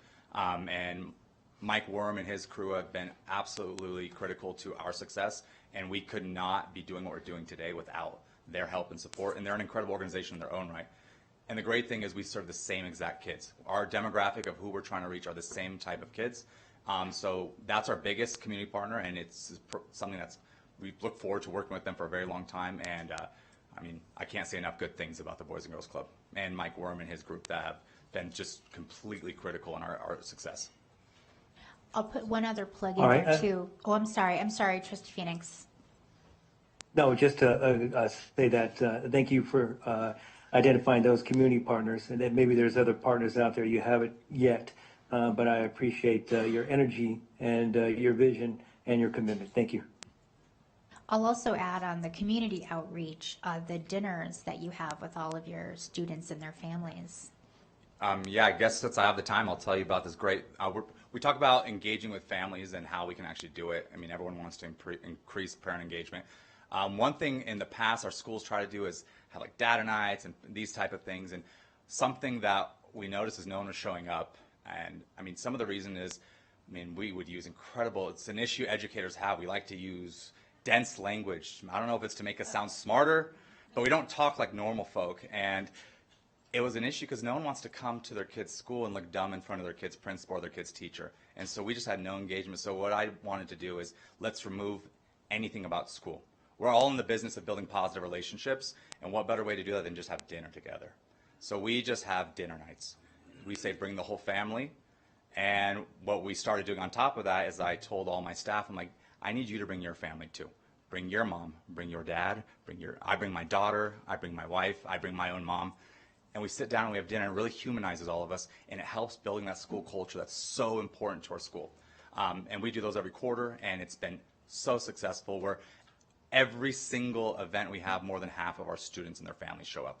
It's an incredible, incredible success that we are so happy to continue doing. And also for a lot of our families, it's just, I mean, they bring everyone. I have my students bring their like 8, 9 siblings, and they all get dinner, and they get to sit down and have fun. We're trying to have events and put it on holidays to make it more fun. And they get to eat the same incredible lunch that our students get to eat, because we have an incredible lunch program and culinary program, which some of you guys have gotten to eat the food. Thank you, President Smith. So nice to see you again, Principal Khan. I think where you got me crying was when you mentioned going to the middle schools. Because if we can grab kids at that level, I think we can do it. I know we can do it. We're going to get ahead of it. And I appreciate you having that insight to get those kids before it's too late. And I love your passion. I truly love your passion, and I can tell that you have love and compassion for your kids. And so I just thank you so much for what you're doing, and I know great things are going to be in store. Thank you. Thank you. Hello. You look great in purple. Thanks. You really do. I've got an extra one if you want it. Yeah, I do. I look great in purple. Everyone does. I first want to say that I've been visiting Encompass for 5 years, and I have seen the change. It's been a slow, systematic change that I can see, I can feel, and it's been very comfortable, and thank you for that. The acronyms we educators use, I'm glad you kind of worked on that, because nobody needs to go through that. JJ's made a list for the trustees of acronyms that I think is 15 pages long. That's how, and there's some missing. And you have a wonderful chef. I must admit I'm one of those people that will eat his macaroni and cheese any day. I do have some important questions, and this is probably for our team. I am for the restarting of the charter. I wish there was a different way, but we've got to do what we've got to do. So I'll just kind of give them out. The diagnostic review, who does that? How does that look? The academic consultant, is that someone that Encompass hires to come in and consult? Number 3, the default deadline, January 30th, 2026. I would really like to extend that, because we're going into the holiday season, and that is, to me, an unreasonable date if we really, truly want success. Thank you. Of course. So, well, I'll just take them one at a time, Dr. Day. Yes. So, in terms of the restart process and the diagnostic review, we have a diagnostic review that we typically use as a part of the school improvement plan process. They are welcome to utilize that, but do it at this point in the year. So that's something that happens with every school annually at the beginning of the year. And we would invite them to reset that now with this scope. We've also encouraged that they do a little bit of a deeper dive with that diagnostic review. So it's not just the diagnostic review, the needs assessment, and the root cause analysis, but you'll see stakeholder input as the anchor. And that's really us having a provocation around the learning community around them, but teachers, staff, and chasing some of those folks that maybe don't respond to survey results. So we've discussed what that looks like with them, but that's why we have the stakeholder input portion in there. And that's something that they take on independently. So while we have a template that they can use, they're welcome to go above and beyond that. But our minimum expectation is that there is a needs assessment with a root cause analysis and stakeholder input. In terms of the academic consultant, that is something that they must procure independently. That can be something that's at cost or not. The reason that we left it open to not specify something local, for example, is they could decide after their needs assessment that they really want to focus on literacy. And maybe the best and brightest literacy specialist for charter schools independently exists perhaps in Washington, D.C. Maybe they have a virtual academic consultant that they're engaging with. So we want them to have the opportunity to kind of be broad in what their needs are and then specific in how they want that consultant to fill those needs. But that is not something that we as the district would be providing for them. Can you remind me of your third question? Default deadline. Oh, the default. So this is actually something that we discussed with them. So the restart process, it begins next semester. We're just saying that by January 30th, we want them to conduct the needs assessment now. If you guys want to entertain a further deadline, that's okay. We just want to anchor them in having these resources to use as they do the restart process. That's what it's intended to do, is guide that process. So then to that, thank you. That helps clarify. I was kind of closed-minded about that one, but so what is next then? They go through, there's no doubt in my mind they'll go through this, and you'll work with your trustees to make all this happen, and your staff, et cetera. Then what is next? When does the new charter become something that we bless? Fantastic. You led us right to this appendix slide.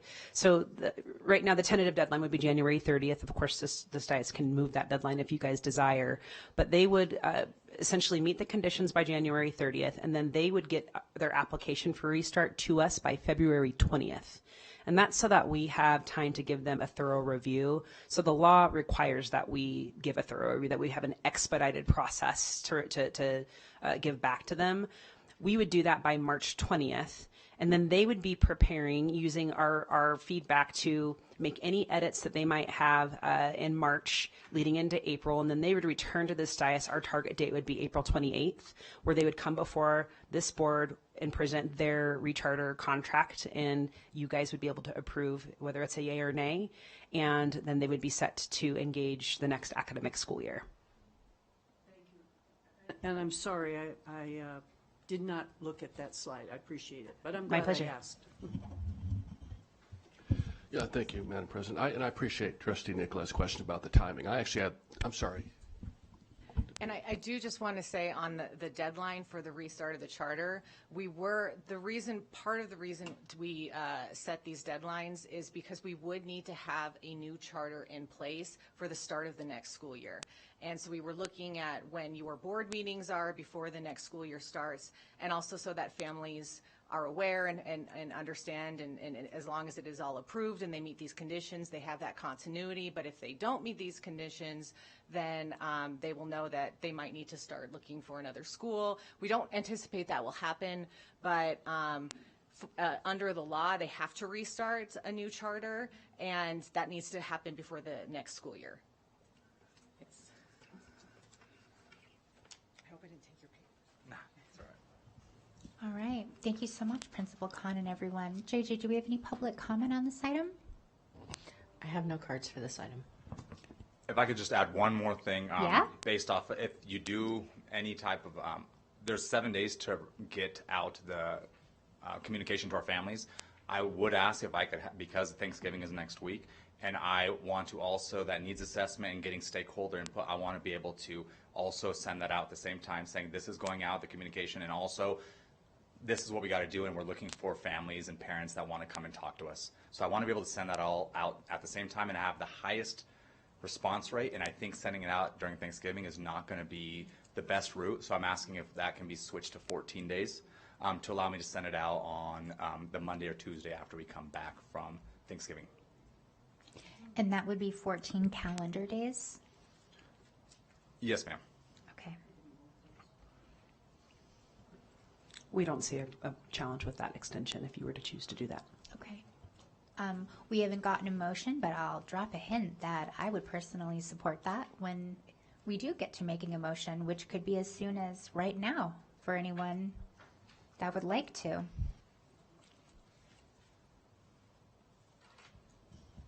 I'm happy to make a motion, but I do need a clarification on the date-specific information we just discussed. Sure. So with the motion I see here, and again, anybody jump in, we see a motion before us, and then in the area that is related to stakeholder communication, I would make a slight change to that with the stakeholder communication with the increase to 14 calendar days, and then I would just read the rest of the motion from there. Okay, I got it. Thank you. Thank you for that clarification. I move that the Board of Trustees approves the restart of the Encompass Academy Charter School charter under a new charter contract consistent with the conditions in the board report related to diagnostic review, academic consultant, stakeholder communication within 14 calendar days, and the default deadline. I second. All right, we have a motion by Trustee Nicolette. We have a second by Trustee Westlake. It is confirmed for the record that we have the increase to 14 calendar days for the stakeholder communication.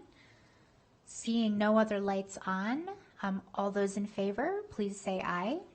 Aye. Aye. Aye. All those opposed, nay. Motion carries. Thank you so much, Principal Khan, and thank you. We got a lot of work we're going to do, and I appreciate your partnership and help through this. Thank you. Thank you so much.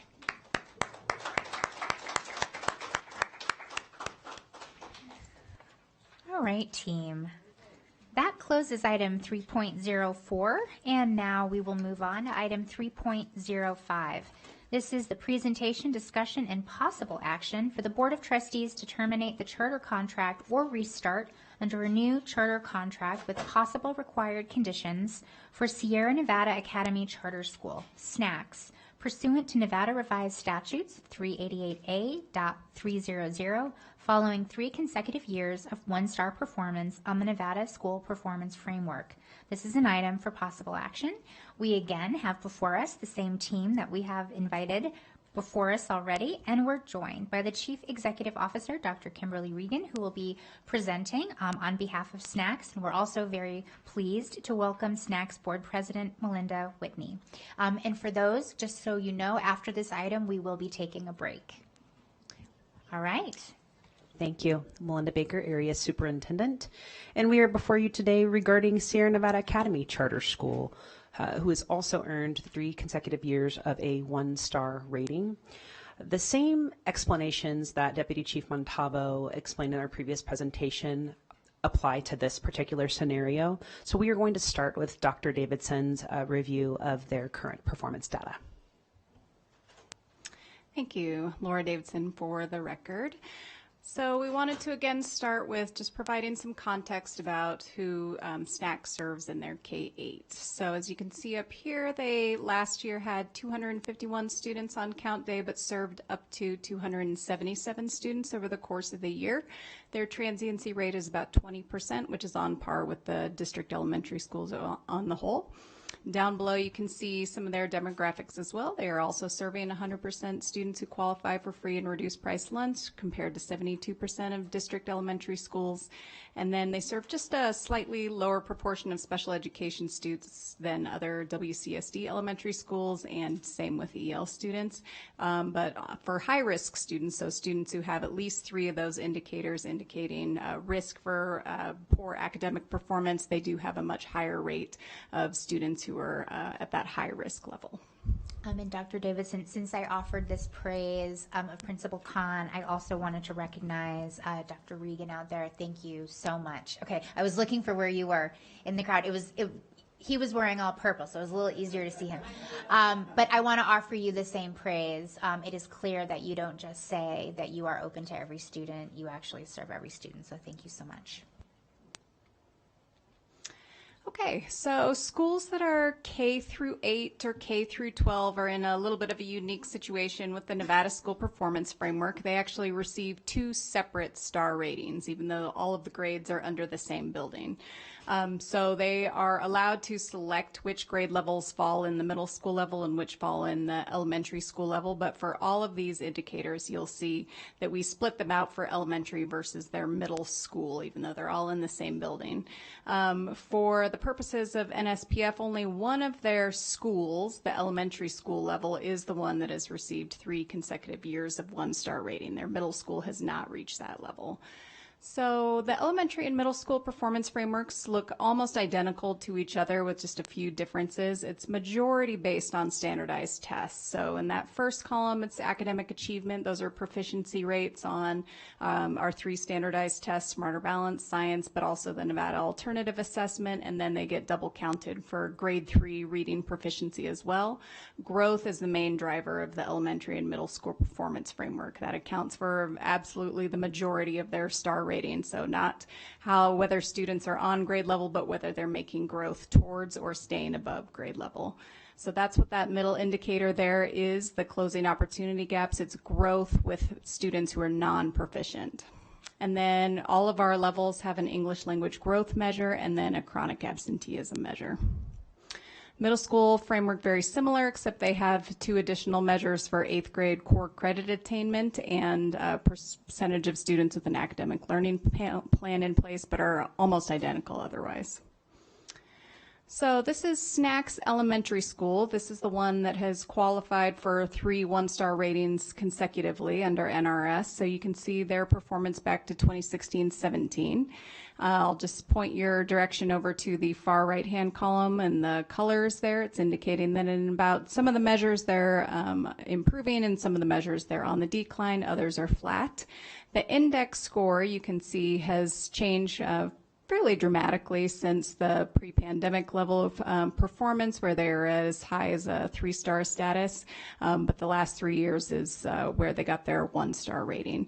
You can also see some acronyms next to those ratings. Those are different designations. This is they've had this past year an ATSI designation. That's additional targeted support and improvement. That's an indicator that there's an achievement gap, so that one particular population at their school is scoring in the bottom 5% of the state, and for them it's their free and reduced lunch population.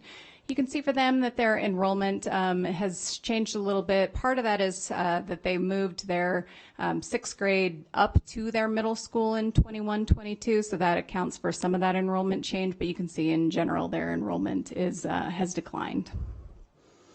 The middle school has, pre-pandemic, was largely at a 3-star rating. No schools received one in 21-22 because of the accountability waiver. And then they had 2-star, 2-star, and then this most recent year they received a 1-star status. So you can see that those measures were largely on the decline in that far right column. So for some of these next slides, I'm going to just focus on the elementary school level because that is the one that met the criteria for 3 consecutive 1-star ratings in a row. So again, we want to make sure that we're comparing them to like schools in our district. So on the left-hand side, it's Snacks performance compared to other Title I elementary schools in Washoe County School District. You can see that they do tend to underperform some of the other Title I elementary schools in the district. On the right-hand side, we compare them just only to other 1-star elementary schools in the district, and you can see that in some years they're on par, other years just slightly below. I will note you've probably seen in other board presentations that we pretty dramatically shrunk the number of 1-star elementary schools that we have overall, so just note that end size down on the far right-hand side there. And then this is just showing again kind of where Snacks is landing compared to other 1-star elementary schools in the 3 years that are counting for the NRS measure. This is just looking at some of the indicators. As you can see, about half the indicators have improved, notable in the ELA adequate growth percentile measure, as well as the closing opportunity gap. The ELA growth there is where they gained a lot of those points. And then English learner growth on access, a pretty tremendous increase on that measure as well as overall proficiency for ELA. So some nice movement in that particular area.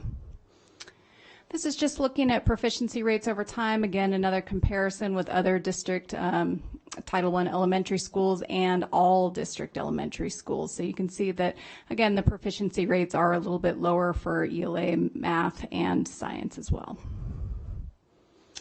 This is the middle school data. Again, this is the middle school, didn't meet the criteria, but just showing that some of those indicators have declined. We saw them move from a 2 to a 1 star, but 2 of the measures are on the upswing.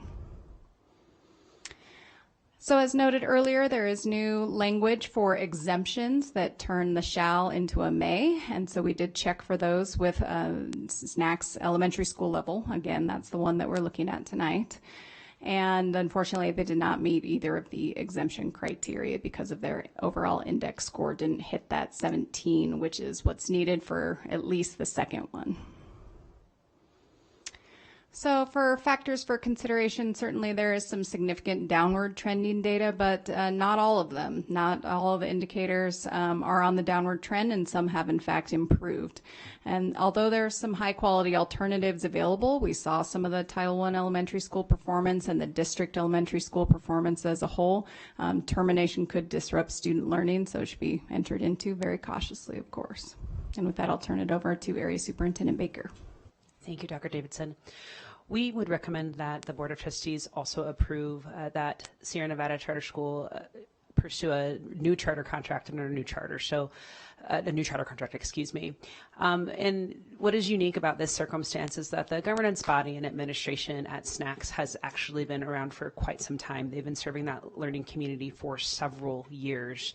And they actually submitted a proposal to Washoe County School District with an action plan dictating some of the next steps that we actually collaborated about. And that's what you see before you today in terms of our recommendation. So we would like them to conduct a diagnostic review to include that needs assessment, that root cause analysis, and stakeholder input. We want them to use that as their compass moving forward as they pursue the new charter process. But we also would like them to reconstitute a new governing body. And that's something that they had suggested in their proposal as well. But we're specifying that we would like them to have at least 2 new members, one that has expertise in academic improvement. And in accordance with NRS 388A, we also would want 1 new member with expertise in operations, finance, legal, and human resources. We do want them to, in addition to that, either obtain a new administrator that has expertise in academic improvement, with a priority expertise in special education and human resources as well, or to procure an administrative mentor for the current administration and leadership. And again, we're wanting that to be the governing body that really dives in and harnesses that reset, the charter restart process, but that also really sets the plan in place to start off strong and to continue strong and to have that momentum. That's why those layers are in place. We also would like to see them obtain an academic consultant. And again, we're not specifying the type of academic consultant, whereas with the administrative mentor, we're saying we want someone with some expertise in academic improvement.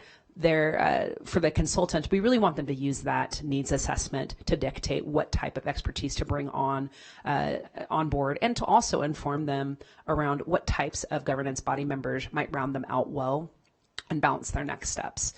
We would like for them to communicate this board's decision, we'll say within a 14-day calendar window, just because that makes sense in terms of the holidays. Excuse me. And we would like them to meet these deadlines, and I know this feels rigorous, but we would like for them to meet these deadlines by January 30th. And that date is something that we collaborated with them on.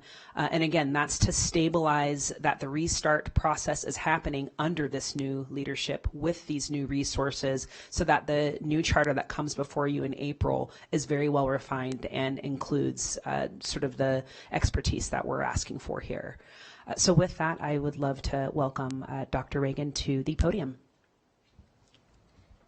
Welcome, Dr. Reagan, and thank you so much for extending the opportunity to come visit SNACS. I have not yet been able to, but I look forward to when we are able to do that, and I believe you extended that to everyone on the board, so thank you so much. I did get to watch the wonderful piece that you had shared with Andy Garcia as well, so that was really, really amazing. Thank you. Thank you. I appreciate it. So good afternoon, almost evening. For the record, I'm Dr. Kimberly Reagan. I'm the CEO for Sierra Nevada Academy Charter School, also known as SNACS.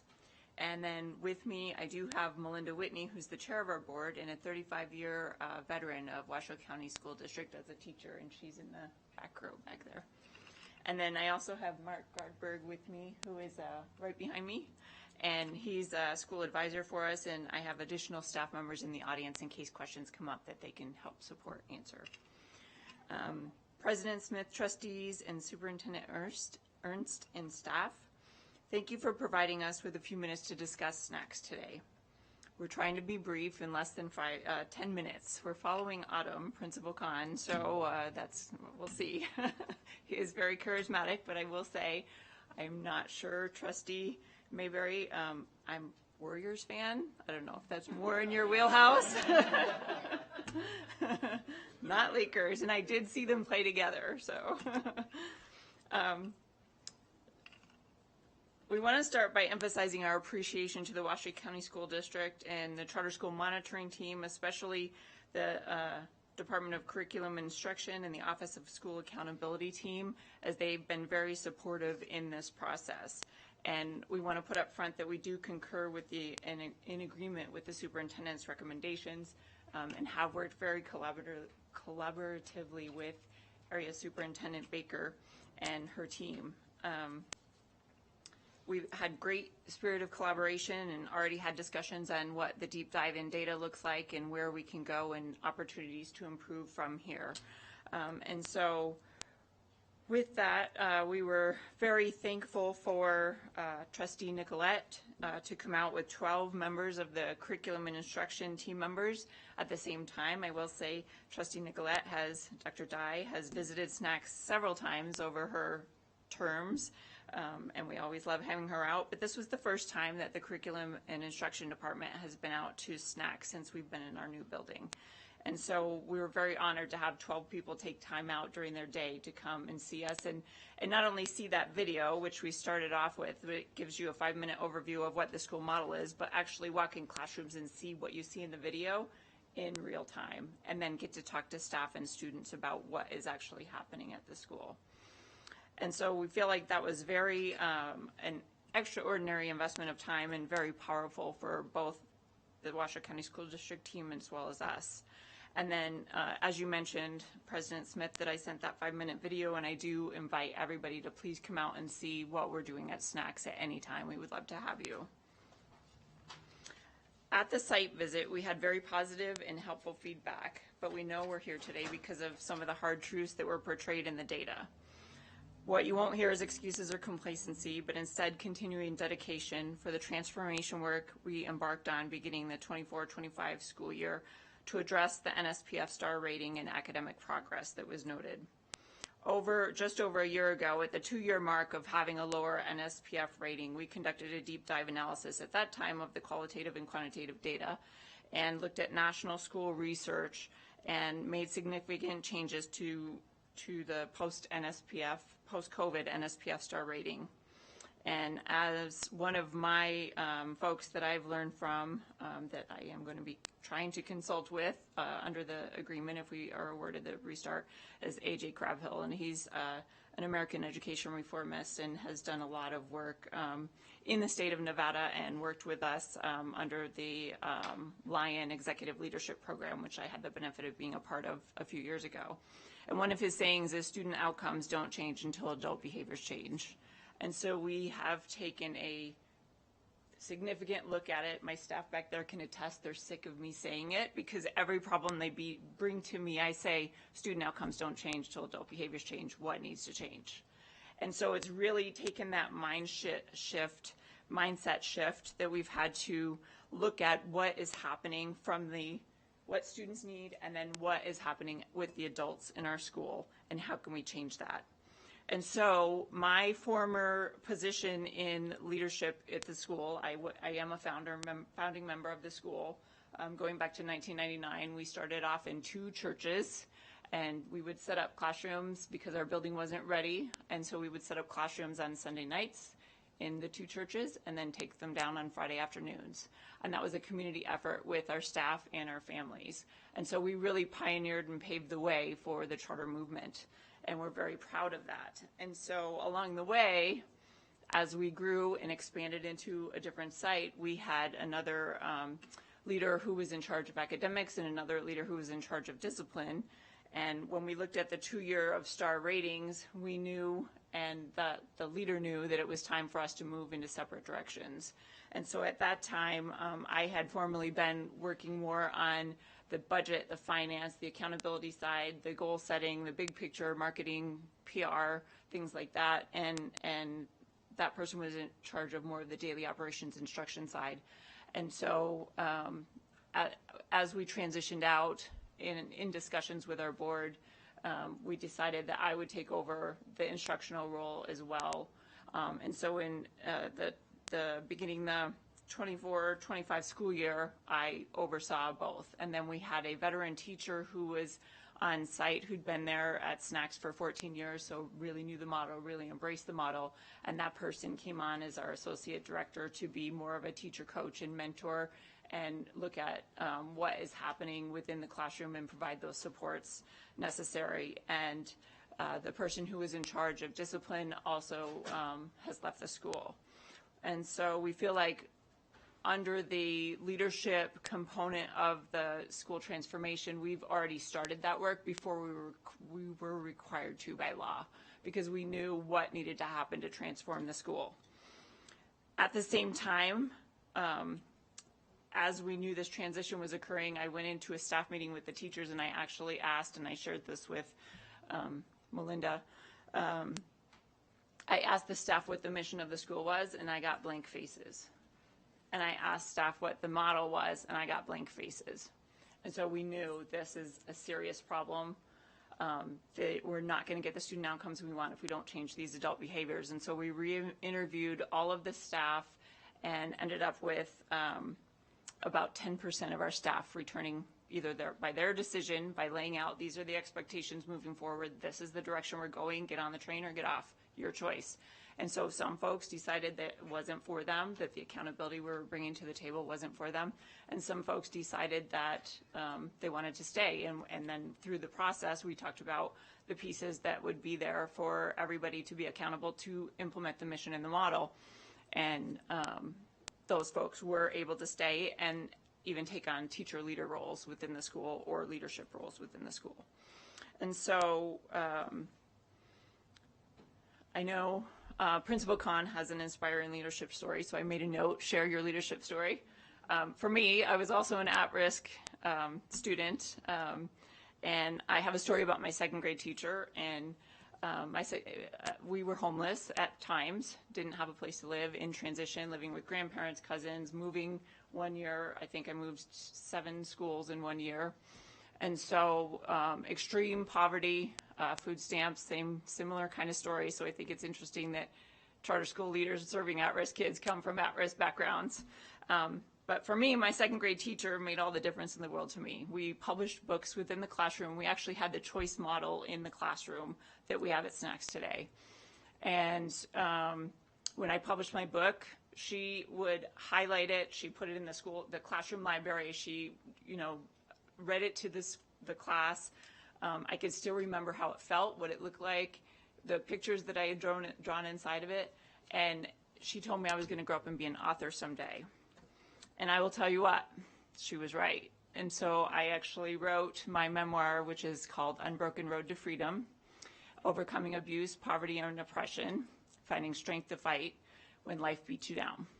And that's my homeless to Harvard story, because I have gone to Harvard. I do have the leadership background and knowledge. And so I think I bring a lot of longevity, but I also bring a lot of inspiration to the table in doing this transformation work. I will disclose that I'm past my 30 years, but I so believe in this work, and I'm so committed to the school we started, and my students and my families and my staff and the hard work that we're doing, that I couldn't ethically step away until I know we're where we need to be. And I will say, because I see you tearing up a little bit, Autumn does come to our school. He's one of the people who comes to our school and talks to our 8th graders. So with that, you may know about our school model because it's in the video that I shared, but just to highlight really quickly, because I am passionate about it, our model is currently being considered by an ed tech company for an innovation that we've recently implemented, which is the interactive choice boards. And our mission is to provide for personalized learning through choice and play. And so what that means is, instead of having a more traditional setting where a teacher may provide a lot of direct instruction to the whole group, every classroom is designed like a discovery museum. And within that discovery museum setting, there are standards-based learning centers where that are differentiated and individualized for students' needs and interests. And students use this interactive choice board to select which centers they go to and when. And teachers assign must-dos and can-dos. Must-dos means that's an absolute, they have to get through them. And then the can-dos are, you can do this when you're finished. You know, teachers have different rules to address those, but you have your options. And so they go to this choice board, and in the video you'll see the choice board, and they select their name, then they select which center they want to go to, and behind the scenes teachers can say 3 students are allowed in this center, 5 students are allowed in this center. And so it regulates, manages what's happening in classroom traffic, and it becomes a management system. And so what happens when students are now working in these centers, the system is tracking behind the scenes where students are attending, so we can look at data behind the scene by center or by student. And so we can now look at and have conversations with students and families about how students are making choices. So are they, if say kindergarten has to get through 5 must-dos in a week in language arts, and then 5 later on in math whenever they do those blocks of time. And so we can now look at, do students choose to spread out their 5 must-dos throughout the week? Do they do them all at the beginning of the week, or do they wait and procrastinate and they can't get there, right? And so we actually did, one of our teachers did a master's thesis on this and found out that 74% of students could, 5-year-old students, could get through the required must-dos without any teacher intervention at all. And so now we can take that opportunity to have those conversations with students, as well as coach them. What other decisions could you make? How can we help you? Have you tried this strategy? And so now we're building metacognition, executive functioning, agency, self-regulation, building brain neuroplasty and brain development. And so the model that we use is based on the science of hope, the science of learning, as well as developmental learning theories. So we're looking at developmentally appropriate practice. The science of hope involves you have to have a sense of belonging, engagement, and hope in order for learning to occur.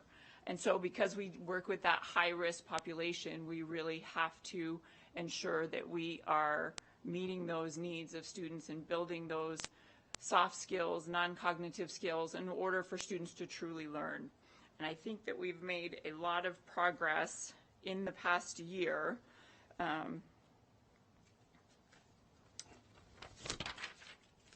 Which I know some of the data looks doom and gloom, but just to look at some of the positives in the data,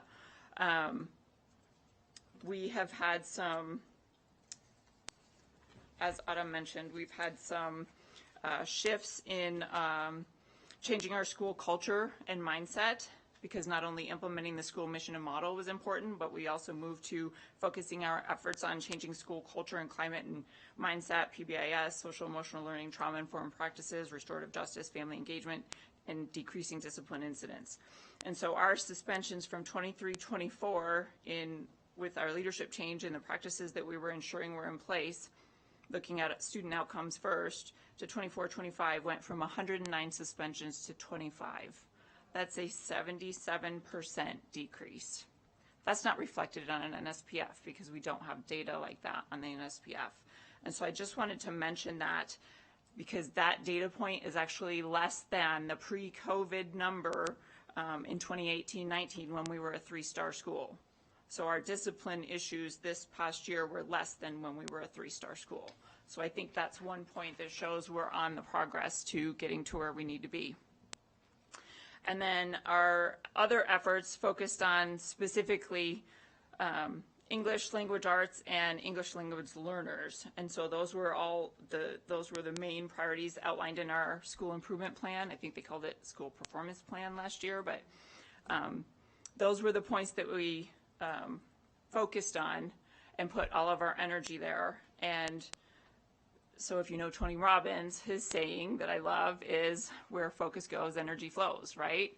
And so we had in every single area of ELA in elementary and in middle school, we had increases. And then we had increases in ELL. So it shows where our focus goes, the energy flows. ELA adequate growth percentile increased from 24 to 35.2%. ELA prior non-proficient met adequate growth percentile increased from 23 to 31%. Access WIDA adequate growth percentile increased from 8.3 to 37.5, which is an 88% increase in the points that changed. And 3 out of our 16 elementary students, or 19% of students, scored high enough on all areas of the WIDA and access criteria to exit ELL services, and that's the first time for our school ever. And so I think that just goes to show you, like, we are putting the practices in place. There is still so much work to do. This year's school improvement plan is looking at, now we have to maintain what we just did, and now we need to address mathematics, science, and chronic absenteeism.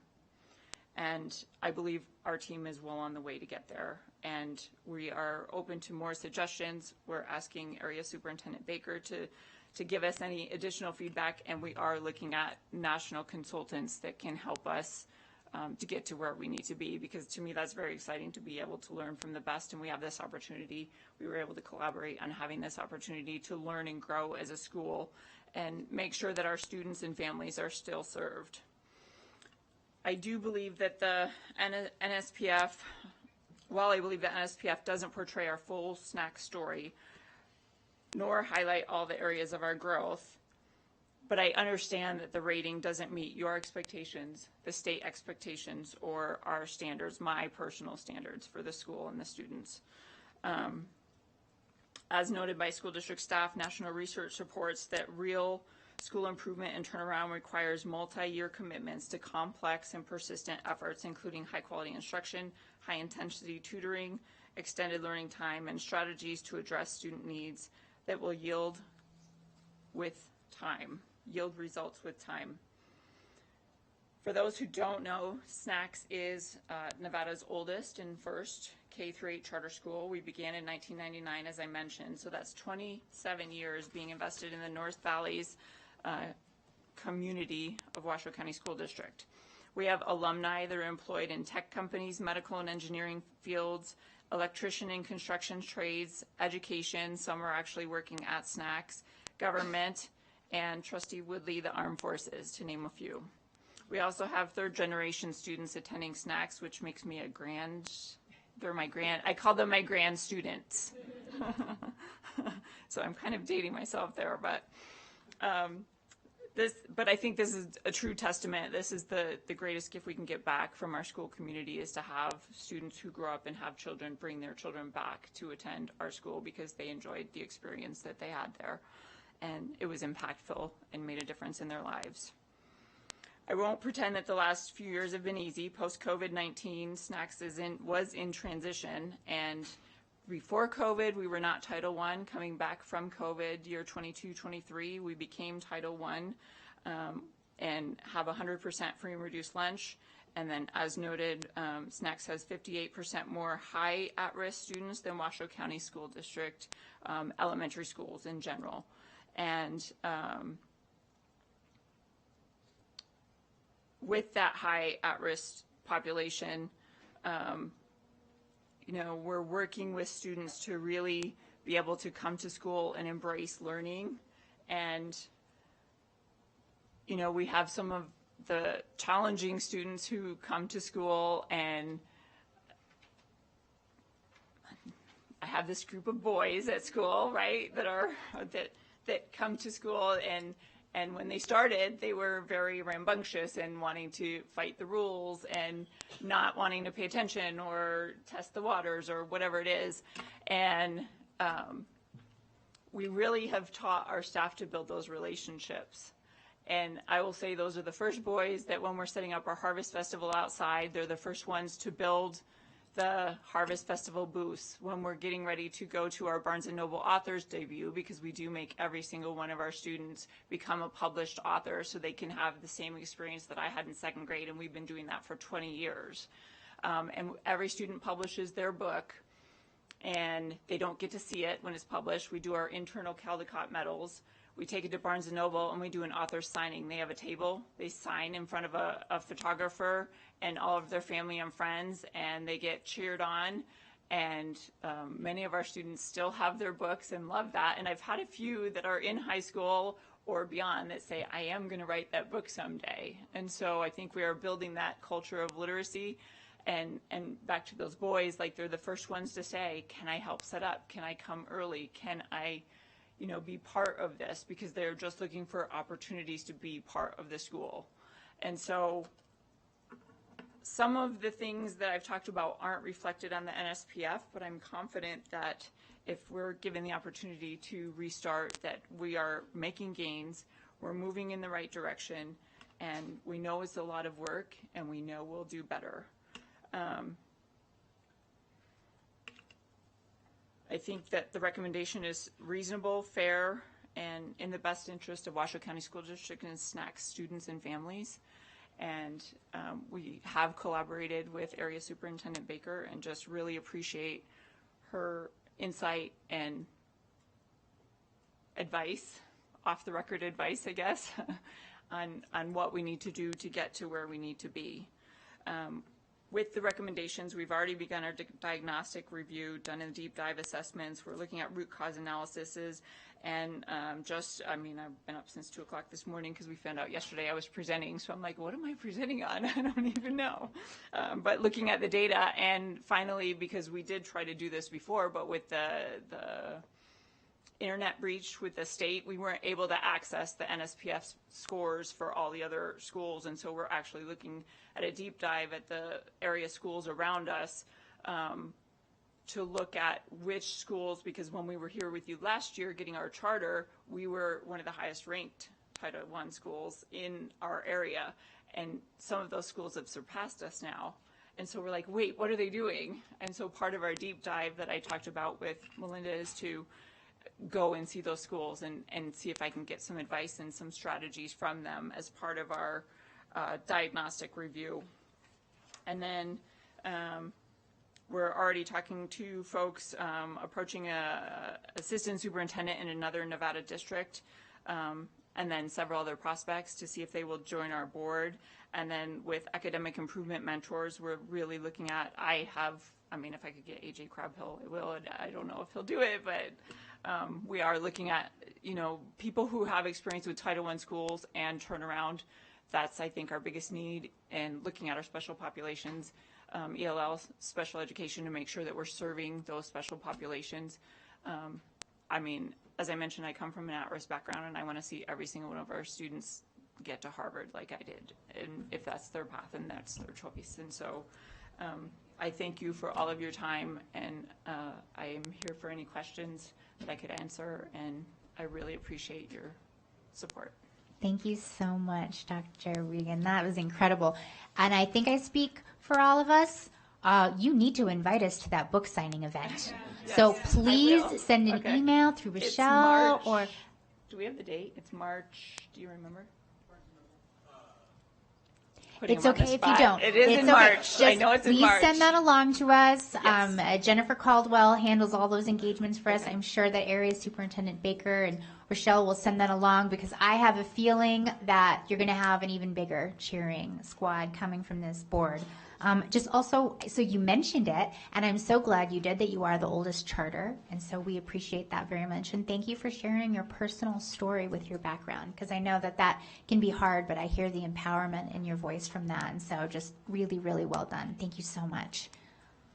Thank you. Thank you, President Smith. I do have a quick question about the recommendation, but before that, I just want to thank you, and I know that Principal Khan already had to leave, but as you know, being one of the original charter schools in Nevada, the purpose of a charter school is to serve a niche. And see, now you made me get all emotional. Many of you know that I did personally have to move my own children to a charter school after we had a niche need.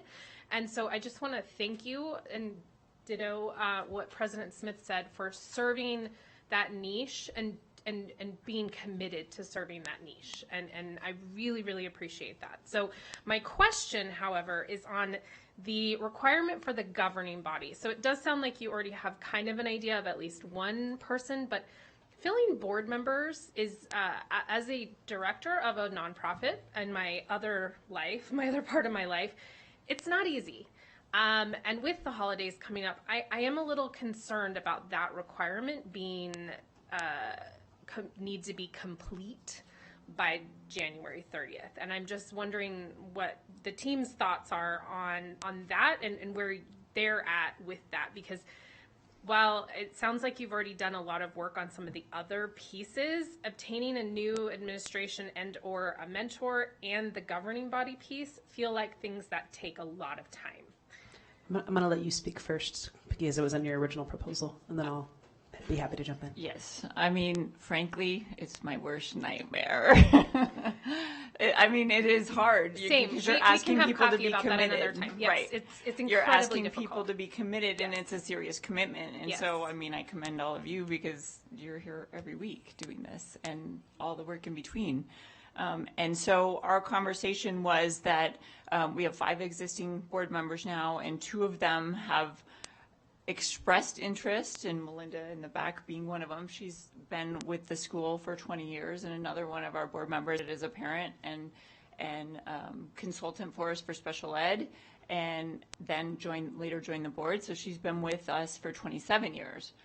Both of them bring a wealth of information and love for the school and support for the school. They both expressed potential interest in being able to retire at some point. Yeah. We keep telling them no. So we did have conversations about adding 2 additional members or possibly retiring another member. So it's not a replacement in a negative sense. It could be a transition. No, and that wasn't that's not entirely what I meant. I meant, is that a realistic timeline? Oh. To have 2 new members of your board in place by the end of January. I'm concerned for that being Right. your timeline for that. I think the other things are really More make a lot of straightforward. sense Yeah. to be done by January 30th. I'm just wondering if maybe that doesn't seem like, maybe there's a process started, but maybe you don't have commitments in place, because again, we're about to start the holiday season, and people responding to emails might be even more difficult. So Right. I'm concerned of putting you in a position where you have this anytime you're recruiting board members, you're thinking, these people, they're so excited to be a part Right. of what we're doing, and Right. they're going to get back to us, and then they don't. And I just don't want you to be in a position Right. where you're stuck and you're like, that's the one thing that didn't happen. Right. So I would appreciate more time if you can grant that that. is my, But I was will also trying to be refer- accommodating, and Yeah. show that we'll do whatever we have to. Okay. But that would definitely relieve some pressure. I think that we are okay with the timeline. I do want to note that in accordance with NRS 388A, there are some unfilled specifications that are not in place right now that are required by law. So while I think I will trust your judgment in extending that timeline, it is something that needs to be swift just to make their current board whole, because right now we're not all the way in compliance. But I'm happy to. So I guess what I'm sort of throwing out there is knowing the timeline. Do we have the timeline slide? Is that the same appendix slide?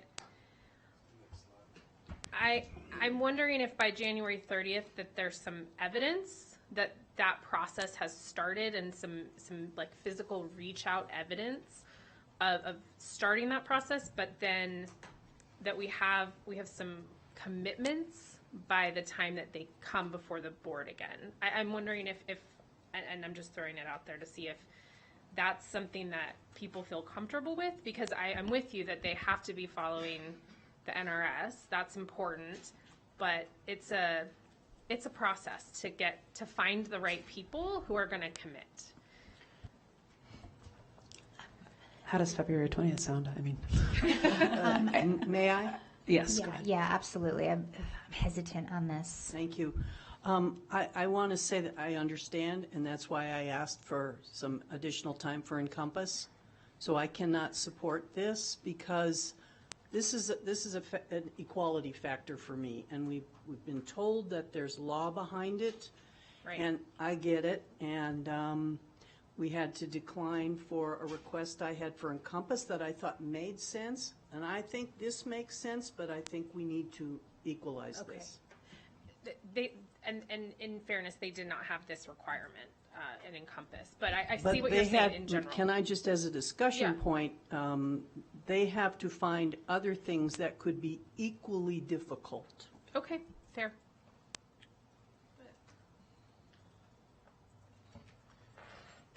Well, we didn't get to that point with Encompass, though, because they didn't feel that was a challenge that they couldn't reach. They didn't feel, I don't think, if I was not hearing right, but I don't think Encompass felt that was a goal that was unattainable, so we really didn't have to even go there, did we? Well, it's a different item, and I certainly don't want to speak to Principal Khan, but what I will say in my own conversations with him is that they recognize our role as the sponsor here, our adherence to the law, and, I would argue they will certainly agree to it because they understand that this is the process they must follow, and so they committed themselves to making it work, with the exception of the suggestion around communication. So in this regard, I'm going to support the statement from Trustee Nicolette, only because there are some really strict date timelines here, and it worries me to have us as the sponsor trip up those legal requirements. But I, in spirit, agree with you. And so I please take that with no disrespect, Dr. Regan, at all. No, not at all. I mean, we'll comply with whatever we need to comply with. Yeah, I'll be quick. Thank you, President Smith. Yeah, Dr. Reagan, thank you for all that you do. It's really refreshing to hear that you recognize there are some challenges and that you're not sugarcoating anything. I appreciate that very much. I certainly support Dr. Nicolette's comments, too. I support the staff's recommendations.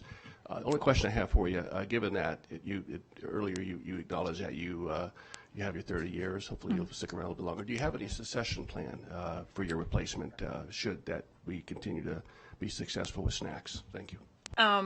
My first goal is to get to where we're at the point of stability and success to where we need to be. And then once that decision is made, I guess we'll have a succession plan, but I'm not a dropout person. So there'll be at least a 6 month. I have to give PERS at least 6 months. So there'll be at least a 6 months plan so that we can move forward with succession. We're going to go to Trustee Phoenix here in just a minute, but I do actually want to point out, Vice President Mayberry, that was a very good catch, and you've obviously been a cornerstone of the success for the school. So while not a requirement, to Trustee Hull's point, the restart, should we achieve that, would be for 6 years, and so succession planning is probably something that you're thinking about, unless you want to get to 40 years. Yeah, no, no, thank you. We'll end it at 35, well, hey, I mean, no. we're always encouraging our employees to stay, but Trustee Phoenix. Yes, thank you. Just to kind of wrap this up here, the one thing that taken from our so-called playbook here at WCSD, you've heard it before about the 5-star schools and their success, and it may not be for your population. However, looking at the relationships, the connections, that trust, and having those resources is what makes them successful. And I just wanted to just comment on that. No, you don't have to respond. I just want to kind of put that in your playbook and find a way that you can get a win over here. And that's just all I want to put out there, so that you heard what is being successful here in the district. So thank you. Thank you. Thank you. All right. JJ, do we have any public comment on this item? I have no cards for this item. All right, so we'll bring it back here.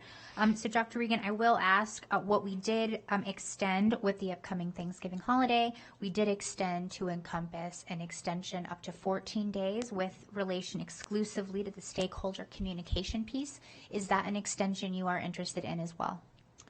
Sure, we have a draft already, but if you don't need it, I'm not pushing it on you. I we'll just take want to it. make sure. Okay, very good. Because as drafts go. Very, very good. Cycle But through and change things. So. and to everyone's point, and since that point for Encompass was made in recognition of the federal holiday, that is across the board for anyone. It's not unique to Encompass, so I wanted to make sure to offer that. So for whoever takes the motion, if someone is so inclined, I will ask that when you state the portion around stakeholder communication, to also add with an increase to 14 days, and then continue the rest of the motion from there. And if anyone is so inclined, I will entertain a motion. I would be happy to make that motion. I move that the Board of Trustees approves the restart of the Sierra Nevada Academy Charter School Snacks charter under a new charter contract consistent with conditions in the board report related to diagnostic review, the governing body, administration, stakeholder communication to be increased to 14 calendar days, and academic consultant, and the default deadline. I'll second that, Madam. All right, so we have a motion by Trustee Nicolette. We have a second by Clerk Woodley. Seeing no lights on for discussion on the motion. All those in favor, please say aye. Aye. Aye. All right, all those opposed, nay. All right, motion carries. Thank you so much. Thank you. I appreciate it so much. Thank you. All right, everyone, it is 4:39 p.m., so I'm going to go ahead and call a recess, ideally for a tight 10, everyone. We'll come on back and keep going. Thank you.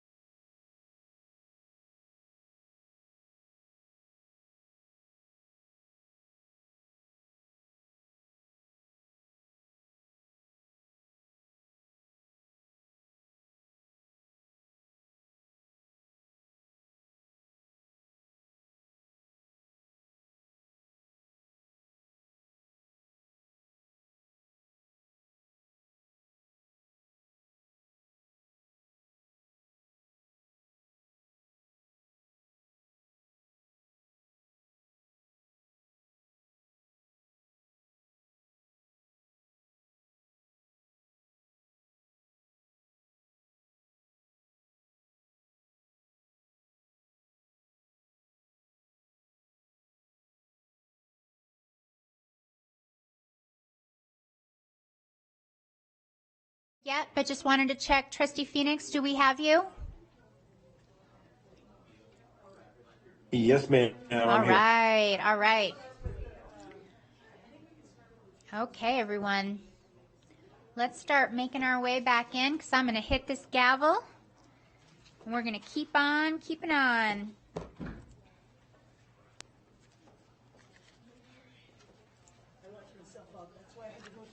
Oh, no.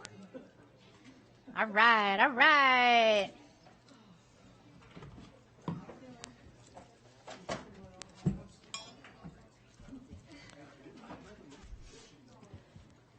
All right. It is 4:53 p.m. on this Tuesday, November 18th, 2025, and I would like to call back to order this regular meeting of the Washoe County School District Board of Trustees. Before this break, we had just closed item 3.05, and now we are opening item 3.06, our next of the upcoming two items.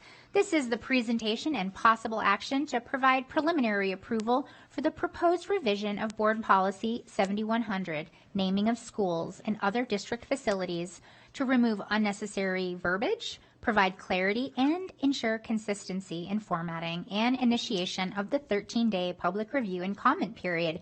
This is an item for possible action. And I also want to note that the number of the board policy was incorrectly listed in the title as 7100. It should be 7110. The name of the policy, however, naming of schools and other district facilities, is correct. So that is just a small change.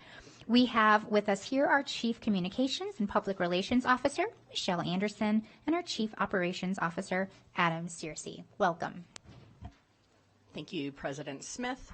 Trustees, Superintendent Ernst, Michelle Anderson, Chief Communications and Public Relations Officer, and with me is, I don't know if he wants to introduce himself or just sit there. Adam Searcy, our Chief Operations Officer. So I can go through everything pretty much line by line, but I do want to highlight a couple important things, and I apologize. We made some changes before the board meeting so that the board was easily able to see what was originally provided in their supporting material. We also have highlighted in yellow some changes, and those were some clarifications with us repurposing schools. We wanted to make sure we are very clear in our policy that outlined that. So to start, the changes that are being recommended remove any unnecessary verbiage, provide some clarifying language, ensure some consistency in formatting for ease of use and understanding for anybody who's looking up our policies, and align with what the board approved on August 26, 2025 when we were discussing the activation of the school naming committee. So you'll notice up at the top, we added the definitions to clearly outline what school name enhancement meant. We then, under number 2, we included verbiage to provide clarity that public input shall be solicited for new schools, school rebuilds with changes in grade configurations. And I do want to say before, if the board approved, we go out for a 13-day, I would like to also remove or function. In speaking with the Office of General Counsel, we found that when we say or function, that could mean varying things to different people, so we wanted to omit that language. The next few changes are formatting changes. And then if you look under number 3, I think this is where the majority of the changes are occurring. We specifically outlined that the committee makes recommendations to the board under the following circumstances: for a new school built on a new site, for a school that is rebuilt on an existing site with changes to grade configuration, and again, we're striking that function so to not cause confusion. For a school that is rebuilt on a nearby site with changes to grade configuration. We also included how the committee does not make recommendations to the board under the following circumstances: for a school that is rebuilt on an existing school site with no changes to grade configuration, again striking function as the current name remains; for a school that is rebuilt on a nearby site within the same geographical community without changes to grade configuration, the current name shall remain the same. And then we added, for a school that is closed and repurposed for district use, we would strike "and" because we don't think that word is actually needed. That was my typo on that. The current name shall remain. This is in alignment with how the board has spoken about namesakes and honoring the legacy of people that have been tied to a school in that community. The next several strikeouts are to remove duplicate language and provide some clarity since information is included under school naming categories.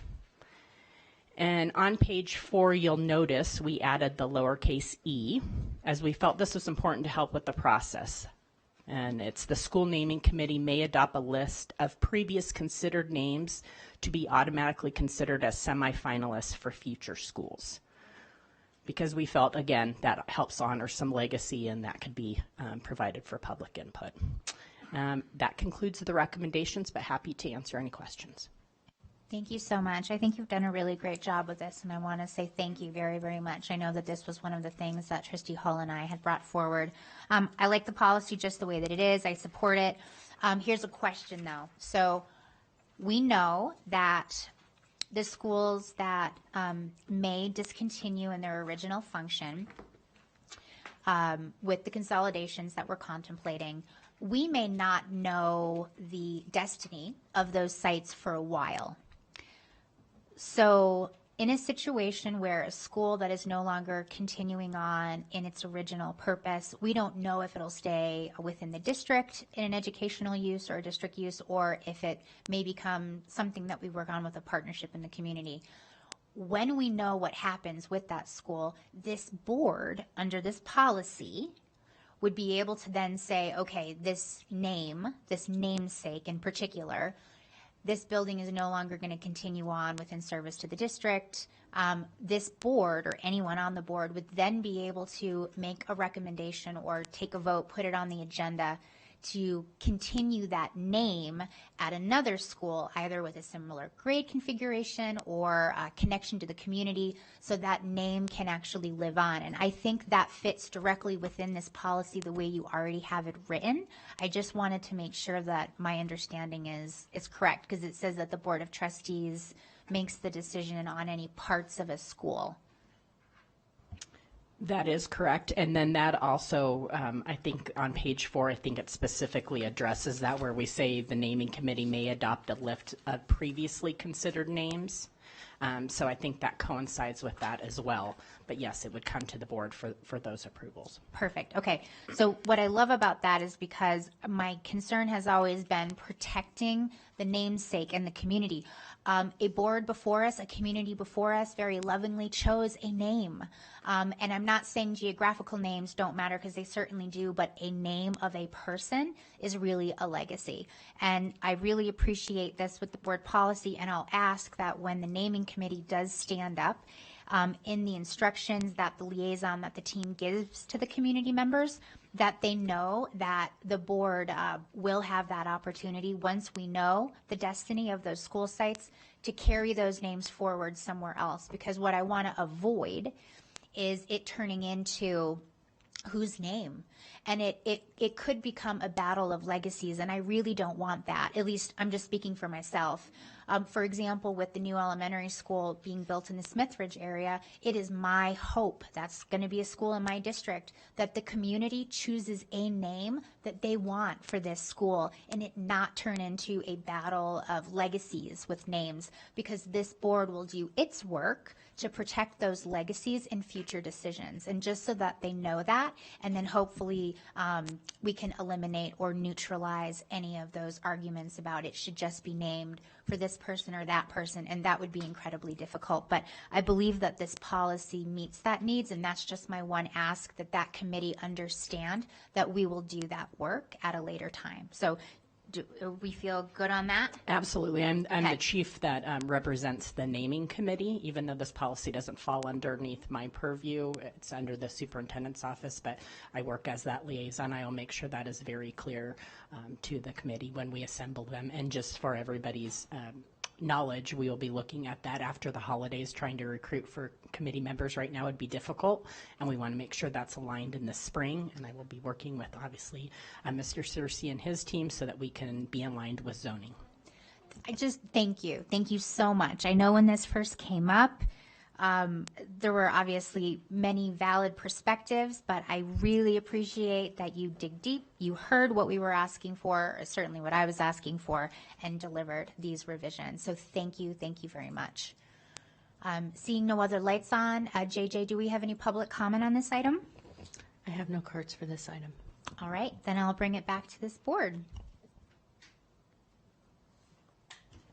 I'm happy to make I think I was the one that opened this bee bonnet here, so I'll do it.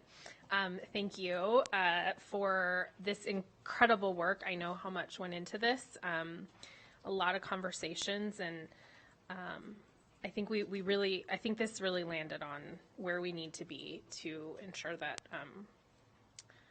we're protecting those legacies, but also giving communities an opportunity to name our new schools. So here we go. I move that the Board of Trustees provides preliminary approval to the proposed revision. Is this the right name in here now? Number? Sorry, I'm just double checking. To Board Policy 7110, naming of schools and other district facilities, and initiates a 13-day public review and comment period. I second. I had to jump in there. All right. Since I was the other bee in the bonnet. Yeah. We have a motion by Trustee Hall. We have a second by President Smith. Seeing no lights on, all those in favor of the motion, please say aye. Aye. Aye. Aye. All those opposed, nay. All right. Motion carries 7-0. Thank you very much. All right, team, that closes item 3.06, and we move on now to item 3.07. This is the public hearing, discussion, and possible action to approve the change of use in accordance with Washoe County School District Administrative Regulation 7087 and Nevada Revised Statutes, Chapter 393, for the following: Roger Corbett Elementary School and Veterans Memorial Elementary School, effective beginning the 2027-28 school year. In Edwin S. Dodson Elementary School and Smithridge Elementary School, effective beginning the 2028-29 school year. This is an item for possible action, and we welcome with us our Chief Facilities Management Officer, Tammy Zimmerman. Welcome, Chief Zimmerman. Thank you, President Smith, trustees, Superintendent Ernst. So tonight, staff is here asking for the approval of the change of use per the Admin Reg 7087 for Roger Corbett, Veterans Elementary, Smithridge Elementary, and Edward S. Dodson Elementary. Sorry. These were all depicted in the facility modernization plan, and we're following through on that process with this plan. These recommended changes follow through on some long-term planning for these sites, as well as some of the facility modernization plans for adjacent sites. For instance, the elementary school adjacent to the Smithridge with the rebuilding, and we're talking about design currently. We're talking about and bidding currently the Echo Loader plans for rebuilding on that property adjacent to it, and the modernization of Libby Booth. So along with these changes, there will be other changes that bring additional opportunities to students and their educational outcomes. And so tonight we're asking that you approve this so that the staff can then start working on the repurposing for these school sites in conjunction with Board Policy 7086. So with that, if you had any questions, I'd be willing to answer those.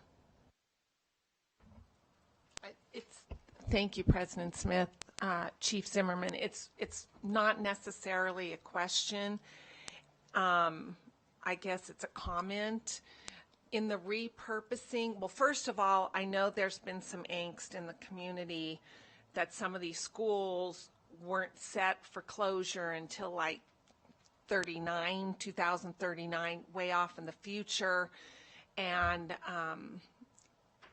I know after talking to district staff that we're not moving this up to cause any angst or stress, but we're trying to be proactive and get ahead of this. And make sure that we are using WC1 as it was intended to improve the schools in the community and to serve the students. So I did want to say that because, like I said, there has been angst out there. The other thing that I want to throw out there on the repurposing, and I know we've talked about this before, like pre-K schools, things of that nature. But I'm hoping we're looking internally and externally. And internally, I know our JROTC program, they're always looking for places where they can do their robotics and their drone practices and their air gun practices for competitions. And I'm sure there's many other internal needs for different programs that we have. So I'm hoping we're kind of looking at that, and maybe not just for specifically like JROTC, but maybe can be used by 2 or 3 needs inside the district, so that everyone has a place for perfection and to train and do those things. And then externally, I know there was I received a lot of communication on our veterans. So I think if we can kind of look to others in the community that have served not just Nevadans, but served our country, things like that, needs for early childhood care, places for children to go and have support and places of stability, and families. I think that would be in greater service to our community if we're looking at all of those needs, internally and externally. Thank you. Thank you, President Smith. I wanted to bring attention to the attachment that came along with this. I know it doesn't have a presentation, but I really, really appreciate the background on each of the buildings, as well as the description of every communication that has gone out to the school, to the community. I know that that's a conversation we've had several times, so I really appreciate you guys taking the time to give us that background and history, because we get a lot of feedback, and a couple of these schools are my schools, and so I really appreciate having this very handy guide to be able to say, you know, how did this communication work, and what didn't work, so that we can continue to improve our communication. And as just a side note, I've been a part of the FMP for a really long time, and I really appreciate the refocus on one specific vertical that will really allow us to improve an entire region, rather than the spottiness that we kind of originally planned. This is really allowing us to completely invest in a whole region of our community. And so I know, I hear your point that this is some change of dates, but I think the purpose behind it allows us to completely invest in a community that, if you look at the dates of some of these schools, hasn't been invested in generations. Yeah. And so it's pretty exciting. So thank you for all of that detail that I know took a lot of time to put into it. So I just wanted to thank you for that. I don't actually have a question. I just wanted to shout that out. We just wanted that. You and me.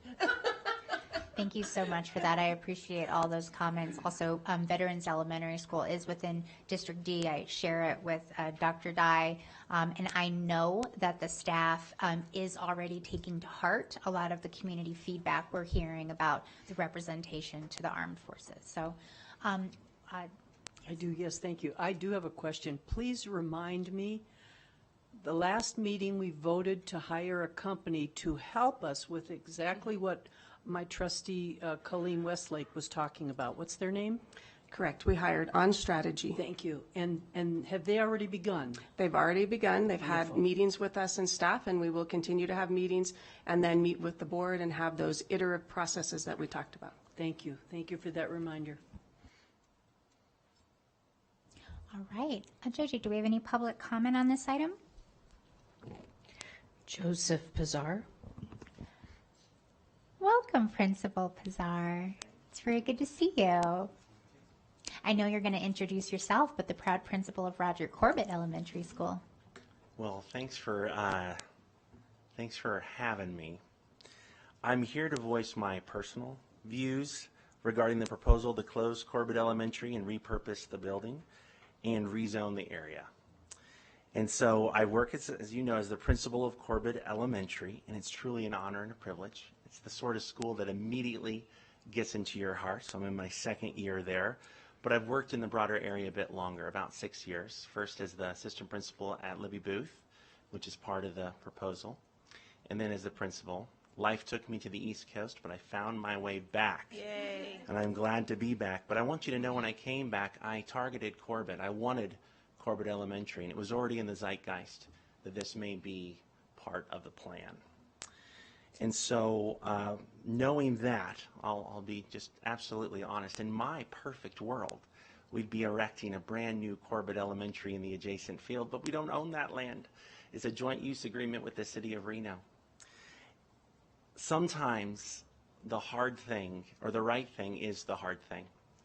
And our students deserve the best. I say this with pride. I'm genuinely proud to work for a county that's turning the WCSD flow towards the more established neighborhoods, and doing so with some pre-thought and intention.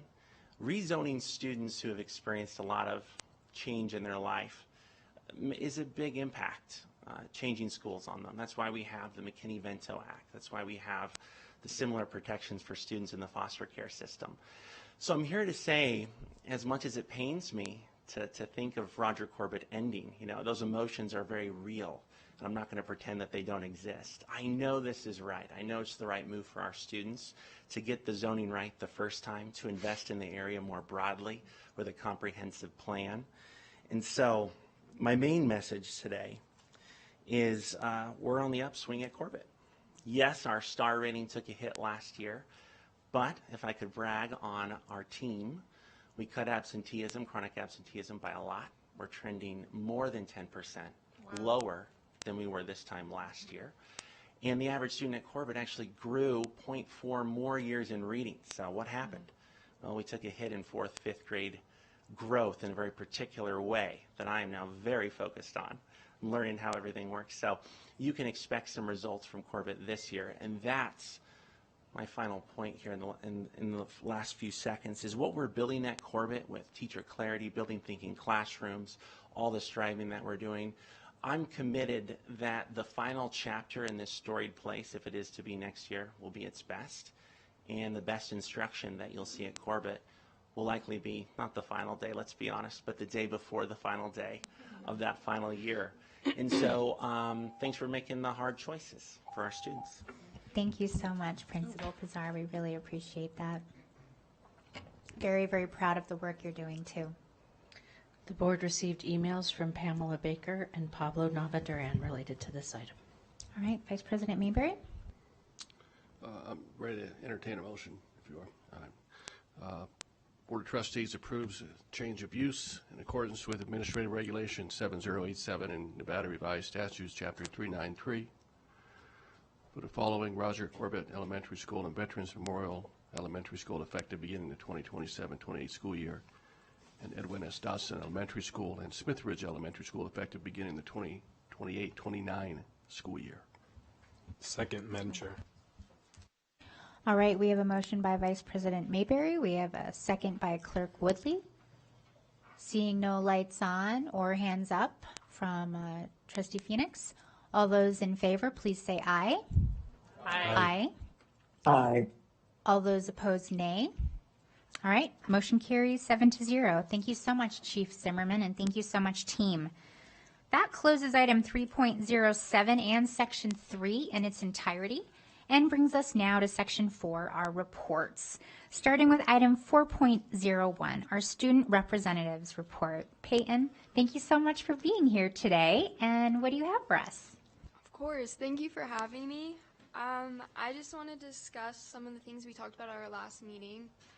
A big topic of ours is the gates. A lot of kids feel a little more unsafe with the gates being there. They're kind of just intimidating.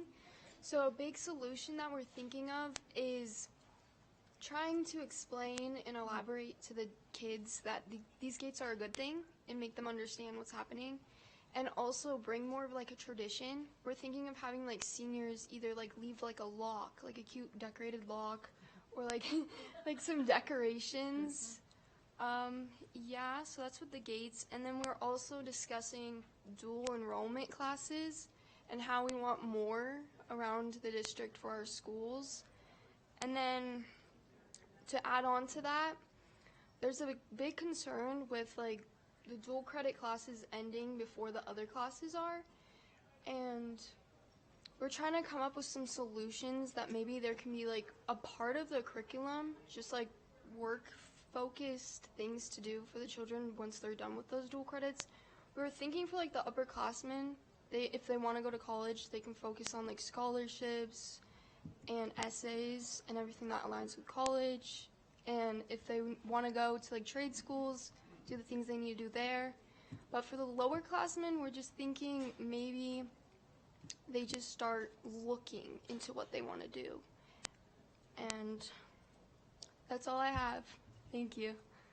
Thank you so much, Peyton. That's really insightful. And I have a student at Reno High, so I very much understand what you're talking about with that. So thank you. Those are great ideas. And I know Superintendent Ernst was nodding along and taking notes. So that closes item 4.01 and brings us now to item 4.02, our board reports. Trustee Phoenix, would you like to lead us off? Yes, I sure will. Short and sweet here tonight.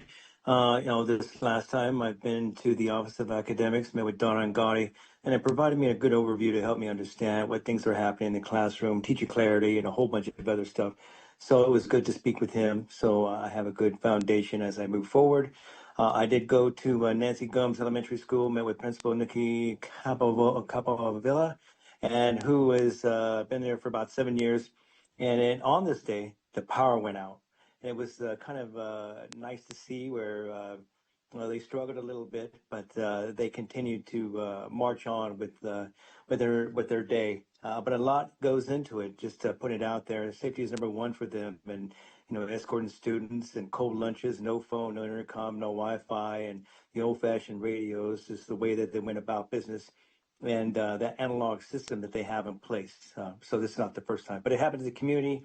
And the district did a very good job at meeting their needs, trying to overcome that. And then I met with Jan Van Trask, Special Education Services, who provided an overview of K through 12 special education LRE curriculum continuum. And she provided a ladder of progression, which was very helpful to understand what we were doing at the district, and a brief on the special education programming. This allowed me to better understand what's happening with special education. So just in short, that's what I had going on this last few weeks here. And I just want to conclude my report. Thank you. Thank you. Vice President Mayberry, and then we'll go around this way. Okay.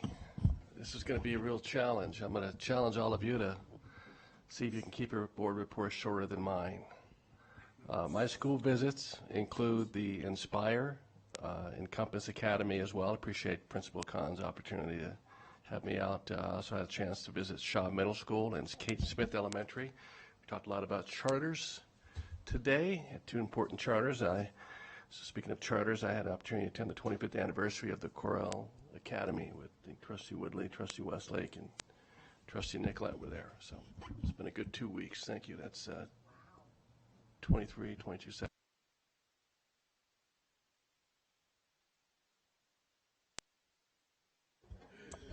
I decline your challenge. All right, so, I remember.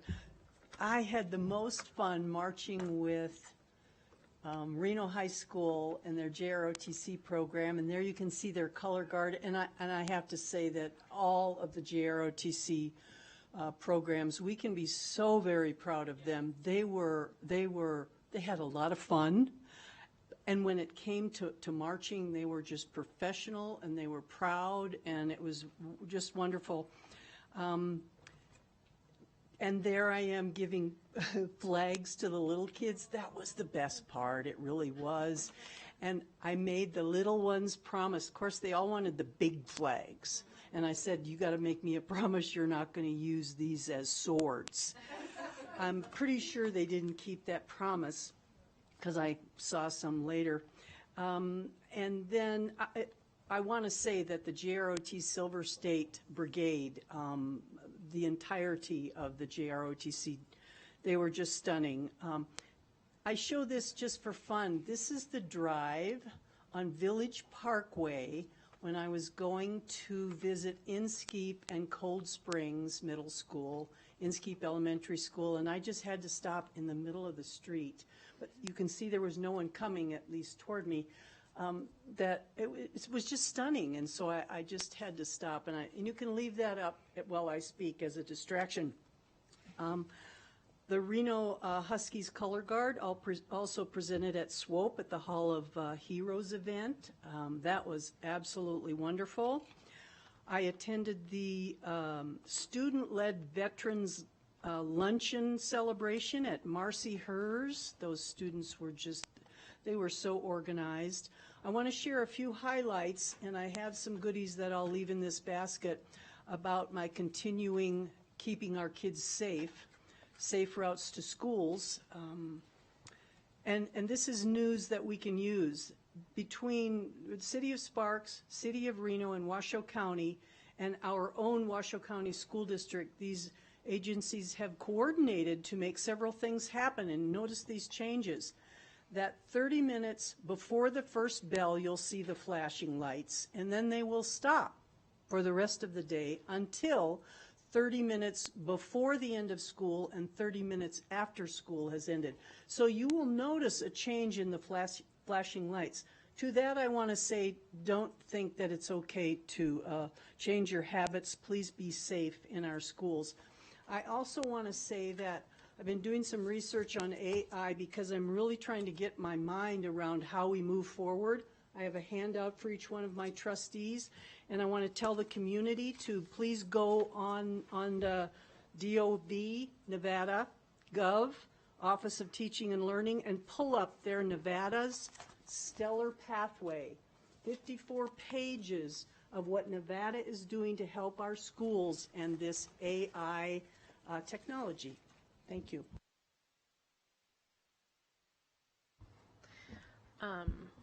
Thank you for that beautiful picture on the way to Inskeep. Michael Inskeep was a very good friend and colleague, and I love that we've named a school after such a great, incredible educator.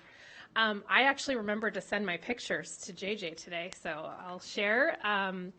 I attended the Jeffrey Rosen event. He's the president and CEO of the Constitution Center at UNR, and it was such an inspiring evening. And I normally don't talk a lot about my civics life on the dais, but I think it's really so incredibly important that we have such really cool opportunities for our students.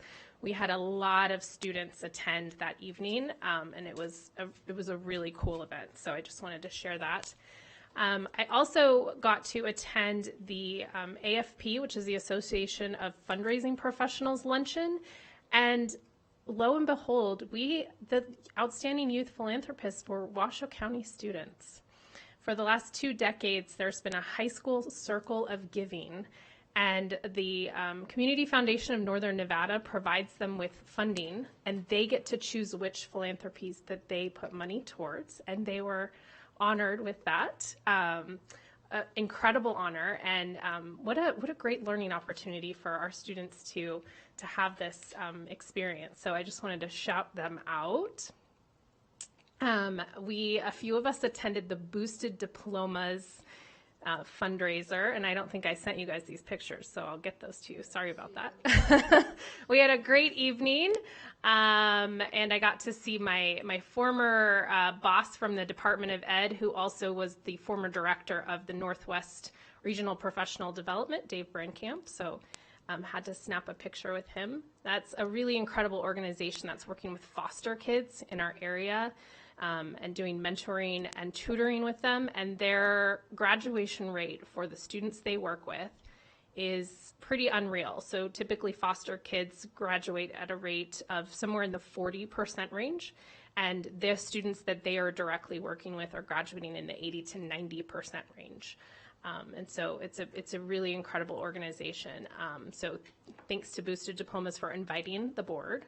And then finally yesterday I braved the winter storm and got to visit all of the incline schools. And I also got to finally see my uncle's Hall of Fame banner. So that's the picture of me right there. My stepmother and my aunts and uncles all attended Incline. Incline is very close to my heart. My grandfather was the principal of Incline High School, and so I love the opportunity to go see the schools and the really, really great stuff they're doing. I also visited Dodson, Piccolo, and Lens and forgot to take pictures because I just got really invested in talking to everybody. So that's it.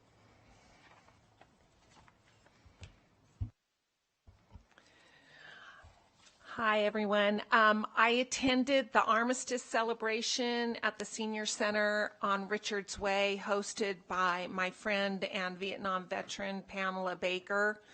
And I am really pleased that we are recognizing our veterans that have sacrificed and served our country.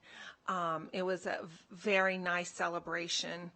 A lot of school visits, but the one that I want to talk about was my visit at Desert Skies, and Principal Teresa is doing amazing things, along with all of the schools in the vertical. Getting back to what Trustee Hall said, the vertical is so important, and they call it the Valley Vertical. They are working together to attack chronic absenteeism. And one of the things that they're doing is all the principals have developed like a play, and it starts out with the kindergartner trying on the graduation robes and how large those robes are and the natural progression to get to graduation. And one thing that Principal Gladys said from her part in this, that Principal Gladys from Esther Bennett, it all begins with showing up one day, one step, one smile at a time. And the other principals in the vertical, it's amazing the ingenuity and the time they have spent on this. Donut Challenge last week was to Lois Allen Elementary School. Shout out to Principal Jill Dickey and her teaching staff. There were 5 winning classrooms. One of the classroom had 100% attendance for a week. I went to the Choral Academy 25th celebration attended by other trustees. I can tell you Executive Director Fazy can sure throw a party. And then I want to end with Principal Joel Pichetto, and what an amazing human being. He sent a card to me and gave me this Stay Gold button, and along with this is one of his initiatives that he has started. In my recent goal to enhance opportunities to be grateful, I started a Stay Gold quest where I intentionally look for and recognize good things around me. Like Johnny and Ponyboy in The Outsiders, this initiative reminds me to look for beauty, hold on to it, and stay golden, despite Robert Frost's warning that nothing gold can stay. And I just want to say, where you push forward positive and love, we're going to get a return on that. And I just want to wish everyone happy Thanksgiving. Awesome. All right, thank you. So first and foremost, I want to congratulate our McQueen Lancers. They won Friday 31-16. They did play Reno High School, but they are now our 4A North Regional champions. Especially I want to give a shout out to tight end Brooks Porter. He was voted as the North MVP. He caught 25 passes for 412 yards and 10 touchdowns and was in on 92 tackles on defense and had 4.5 sacks. They will play Sloan Canyon for the 4A state title next Tuesday in the Allegiant Stadium in Vegas. Want to express our gratitude to the Raiders because every year they've given us their stadium for free to the state of Nevada, so we really appreciate that. I also want to recognize and acknowledge linebacker McQueen Sr. Zach Dragos, who was voted Defensive Player of the Year with 95 tackles and 5.5 sacks. And I will like to acknowledge and give kudos to Reno High's senior quarterback, Braylon Wilson. He was named the 4A Offensive Player of the Year. He was 148 for 249 passing for 2,200 yards. So, and 21 touchdowns. He also rushed for 613 yards. Yeah, he's a bad, you know what. So, yeah, exactly. He's a good football player, great football player. So tomorrow morning I'll be leaving at 4 a.m. for an NIAA meeting in Vegas. So I'll be there all day tomorrow. Coral Academy dinner, that was great. I had fun with my fellow trustees, and I got to sit with Mr. Khan, had dinner with him. So he likes to have dinner with families, and we had dinner with him. I also want to give a shout-out and appreciation to the Redfield Foundation. Dr. Nicolette and I, we attended the When I Grow Up basketball game, women's basketball game, and it was filled with our kids. And they were very, very loud. I've never seen Lawler Event Center that loud. It was, I needed earplugs. If anyone here wants free hugs from kids, I recommend you go visit Mr. Smith, Ryan Smith at Glen Duncan, because I love going to see him, because whenever I do, I get hugs all day. Any room you walk into and you're next to him, you get some of that love. Yes, free hugs. So that's great. He's doing a great job over there.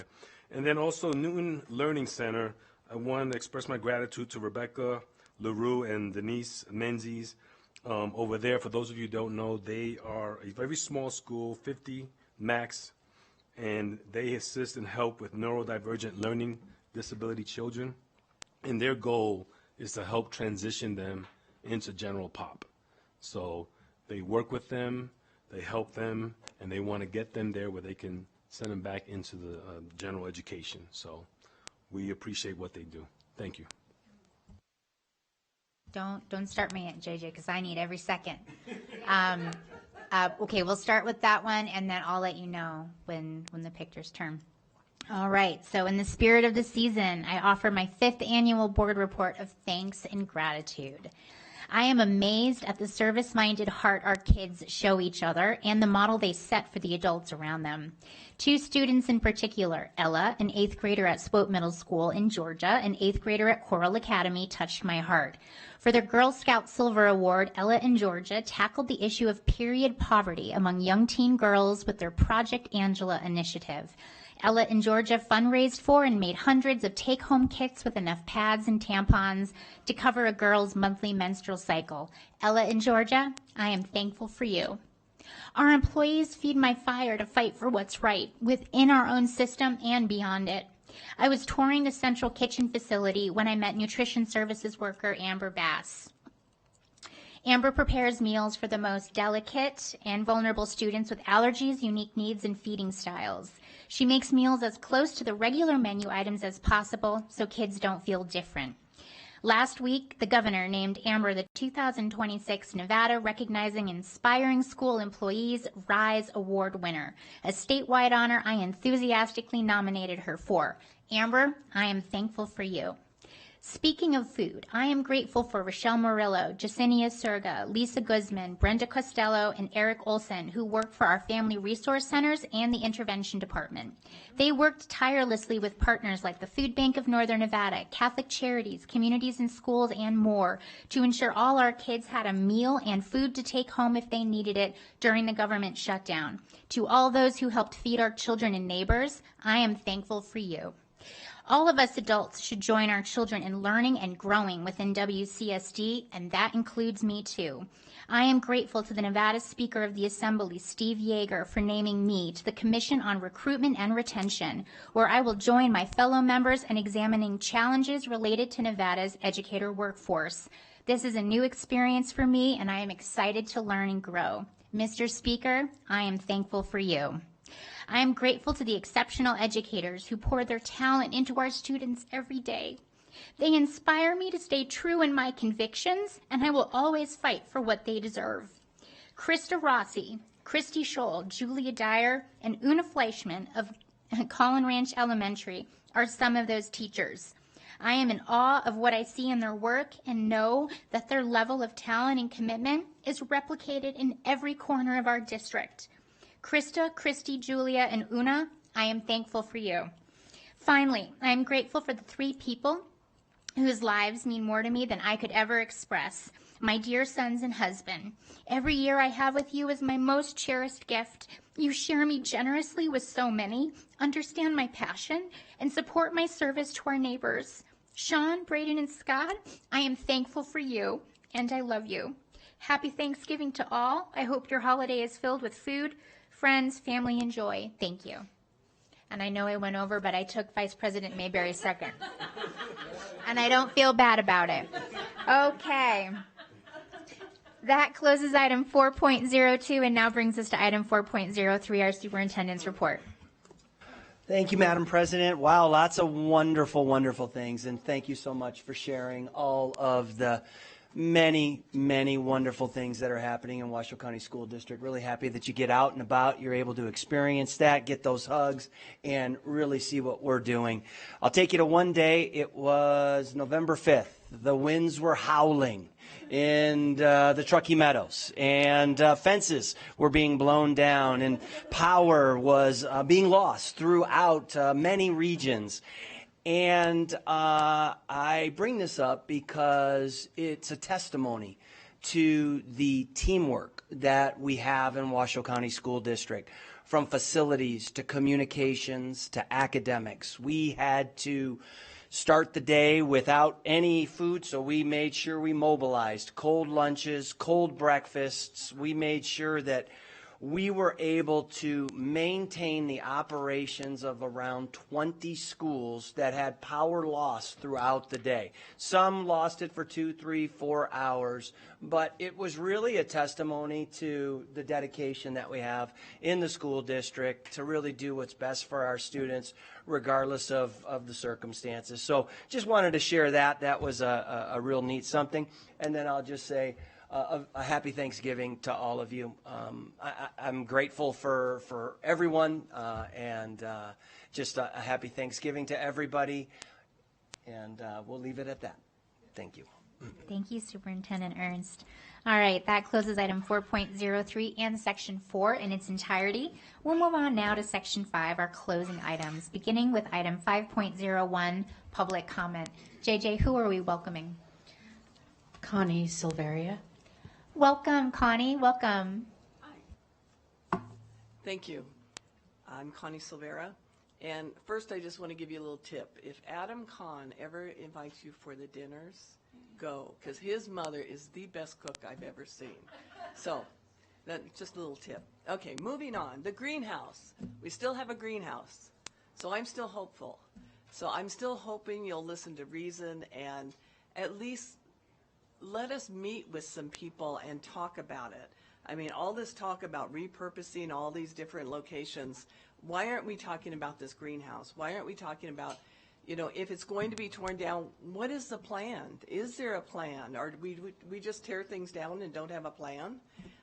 The only thing we've heard so far is possibly a parking lot or a dirt lot, which would really be sad. There's a gorgeous orchard right next to the greenhouse that produces, and there were people not that long ago out there harvesting fruit. I mean, it's an absolute spectacular space.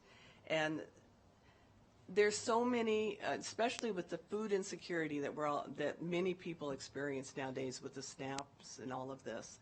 And we have all of the nonprofits that were willing to step up. I mean, if we put the word out, we have some that are already interested. It's not a lot of expense. I've read the structural report just like you have. What it needs is maintenance. It has had deferred maintenance for many years. It's not that expensive. We've gotten quotes on what we can do. For $20,000, you know, the worst of it can be fixed. So I'm hoping that you will consider letting us meet, put something together, just so we can understand better. If you're going to still tear it down, at least give us a reason, because this would be really sad. And also, I just want to if I have, okay, I have 58 seconds. So I just want to throw in, as far as repurposing these schools, I want you to really consider these are inner city schools that you guys are talking about. And these are my neighborhoods. And we struggle to keep out blight and problems. And I really hope that if you're going to repurpose them, you really think about what it's going to be and not just turn over to developers in another luxury apartment. I'd hate to see these schools go, especially when we know that we will get more students. We will continue to grow in Reno. This is a fabulous area. So I just wanted to throw that in. But please, help us with this greenhouse. Give us a light, just a little bit of hope. Thank you. Thank you so much, Connie. And I do just want to point out that with the repurposing, we will have community events, and I will make sure that you find out about them when they start coming, okay? Thank you. Paul Hollis. Welcome, Mr. Hollis. Thank you for being here. Thanks. Thank you, board, for listening to us. I'm following up with Connie. I know, President Smith, you told us in the first comment, the building's unsound. That's not true. You have the report. We have gotten estimates from the manufacturer, 20 grand will fix that building perfectly good. It needs some plumbing and it needs some glazing and some maintenance. All we're trying to do is who can we talk to? I've left phone calls with all the staff, never have heard one thing. I don't know, I haven't called you, Superintendent, but it's going to start. Who can we talk to and present our plan? In this magazine right here, you have a wonderful article about Alice Taylor and Mount Rose School. There's so much money available to make this into an educational opportunity for students. We already have a huge commitment from the Boys and Girls Club right across the street that would love to use that facility. There's nothing unsafe about it. And if we can just discuss this with staff, we would love to do it. I've tried to call, and for 2 months have not heard a word. Please help us out. That's all we're asking. Thank you. Thank you very much, Mr. Thank you very much, Mr. Hollis. Harmon. Welcome. Is it Harmon? Harmay. Harmon. Welcome. Oops. Hello, everyone. My name is Harmay. I'm a medical senior at the Academy of Arts, Careers, and Technology. Thank you for granting me this opportunity. I've come here today to discuss accountability towards our students in this district, specifically towards the School of Choice program. A big problem that I've noticed while being in high school is that going to a school that you're not zoned for should be based off of behavior and academics. Students in our district have the choice to go to another school that they're not zoned for. Some reasons for this may include specific sport programs, preferred locations, and clubs. Personally, I'm zoned for Damani, but I chose to go to Reed my freshman year because of their medical program. However, there are some students who cannot get accepted into their school of choice because spots are limited. Some of these students who get into the school of choice don't behave or perform well. I believe that choosing what school you go to is a privilege and that you need to keep up with your academic and behavioral expectations. Let me give you an example. I went to Reed for my freshman year because of their biomed program. But at the time, there were other people that I knew who also wanted to get into Reed for the same purpose. They couldn't get the education they wanted because spots were taken. This isn't a bad thing if all these students maintained expectations they needed upon entry. But I personally knew a lot of students who didn't perform well in many categories, getting bad grades, causing trouble in the school, and making the environment unfriendly. I feel as the students who really want to get the best education for themselves deserves to take the spots of those who don't take advantage of the program. Students who don't earn spots should be facing consequences. These consequences can be as far as being removed from the school and sent back to their zone schools, which opens an opportunity for the hundreds of applicants who originally didn't make it, and this mostly pertains to my school of choice, which is AACT. At AACT, which is a school that provides many opportunities, you must apply and meet certain expectations to be considered. But once students have been accepted, there should be more accountability.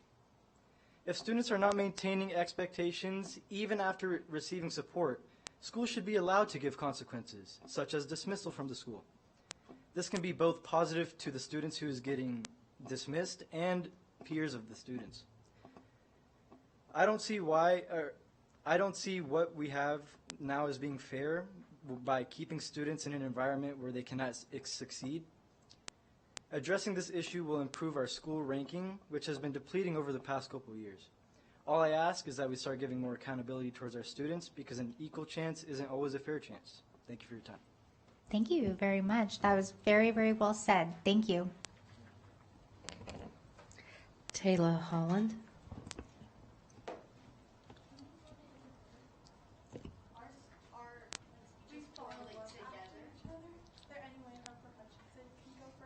Sure. Harper Hutchinson. You got it. No, don't be sorry. No. Women in particular, we always apologize for things that we haven't done wrong. So no apologies. If this is what you need, we're more than happy to do that. Welcome, Harper. Thank you. Hello, my name is Harper Hutchinson, and I am a senior in the Medical Academy at Arts, Careers, and Technology, the Academy of Arts, Careers, and Technology. And the three of us are here today to share our experiences with career and technical student organizations, or CTSOs. These events are the future of our education, and they fully align with your goal number 5, to empower all learners for their future, and more specifically, increase access to advanced coursework, dual credit, and CTE classes. As a member of the Medical Academy at AACT, I have personally participated in several CTSO events, including HOSA, which is Health Occupation Students of America, and Skills USA. I have firsthand seen how these organizations promote leadership and bridge the gap between school and the workforce. Not only do these programs and competitions foster a love for learning, but they also promote teamwork. And right now, our state and country are in desperate need for these skilled workers. These CTE programs and CTSO events create prepared and skilled students who are ready for the workforce or post-secondary education. Today, many students in Washoe County are unable to participate in these events because their financial situations make it difficult for them to pay out of pocket. While the number of skilled workers in Nevada is beginning to rapidly decrease, the funding is not matching this need for skilled workers. Allocating more money into these programs will allow the economy in Washoe County, as well as Nevada, to expand and adapt. I understand that the challenges of budgeting the district's budget, but even modest reallocations combined with state, federal, and community partnerships could significantly expand CTE access. Programs like these prepare students for Nevada's fastest growing industries and deserve targeted investment. Thank you for your time. Thank you, and very well done, Harper.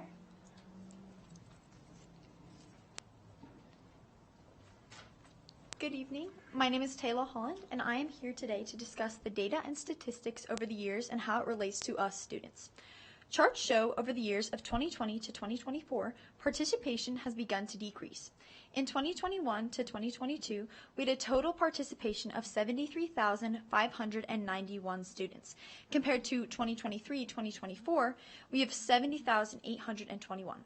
Although you may say that is not a significant amount, we witness students declining opportunities to participate within competitions and other state and even national events due to funding reasons. We are firsthand witnessing many students being held back due to money issues, thus making it harder to increase the number of students applying their skills to real-world situations, along with building career-ready students. The U.S. economy is facing growing skill shortages in critical occupations due to an unmet need for workers with the post-secondary credentials associated with in-demand skills. From 2024 through 2032, 18.4 million experienced workers with post-secondary education are expected to retire, far outpacing the 13.8 million younger workers who will enter the labor market with equivalent educational qualifications. This is almost a 5 million person deficit in the workforce. Compounding the problem, the U.S. economy is expected to add 685,000 new jobs requiring post-secondary education and training over the same period. This quote from Georgetown University directly proves that in order to meet the need for skilled and experienced workers in Nevada and Washoe County, funding must increase. That workforce gap is real and approaching faster than we think. The truth is, CTSOs are one of the strongest resources we have to prepare students to fill those positions. But without proper funding, we are limiting the number of students who can gain those skills, earn certifications, compete at advanced levels, and step confidently into Nevada's future workforce. Thank you. Thank you, Taylor.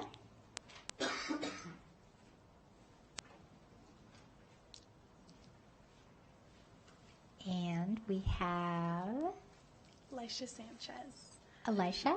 Lisha. Welcome, Lisha. Thank you. Members of the board, thank you for the opportunity to speak today. My name is Lisha Sanchez de Lira, and my experience with CTSOs come from being an active CTE student and participant in a leadership role. I currently represent Nevada at the national level as the National Region 5 Vice President for Skills USA, the #1 workforce development organization. Through this role, I have grown professionally and seen firsthand how these organizations help meet the demand for the skilled trades in our communities, impacting students everywhere. Thanks to Skills USA, I have had the opportunity to advocate on Capitol Hill, develop strong public speaking skills, and connect with numerous business and industry partners, such as the president of 3M and other successful companies that collaborate and support CTSOs like Skills USA. Due to budget cuts and the overall lack of funding, I have witnessed a significant decrease in student engagement. Our stories represent thousands of students across Washoe County and the country as a whole who want to learn real skills, explore career pathways, and contribute to our future. I urge the board to reevaluate how education funds are allocated and consider the short and long-term effects of investing in CTSOs.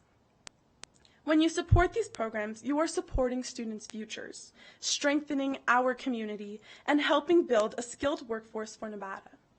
I hope you will take these concerns into consideration when moving forward and help us empower all learners for their futures.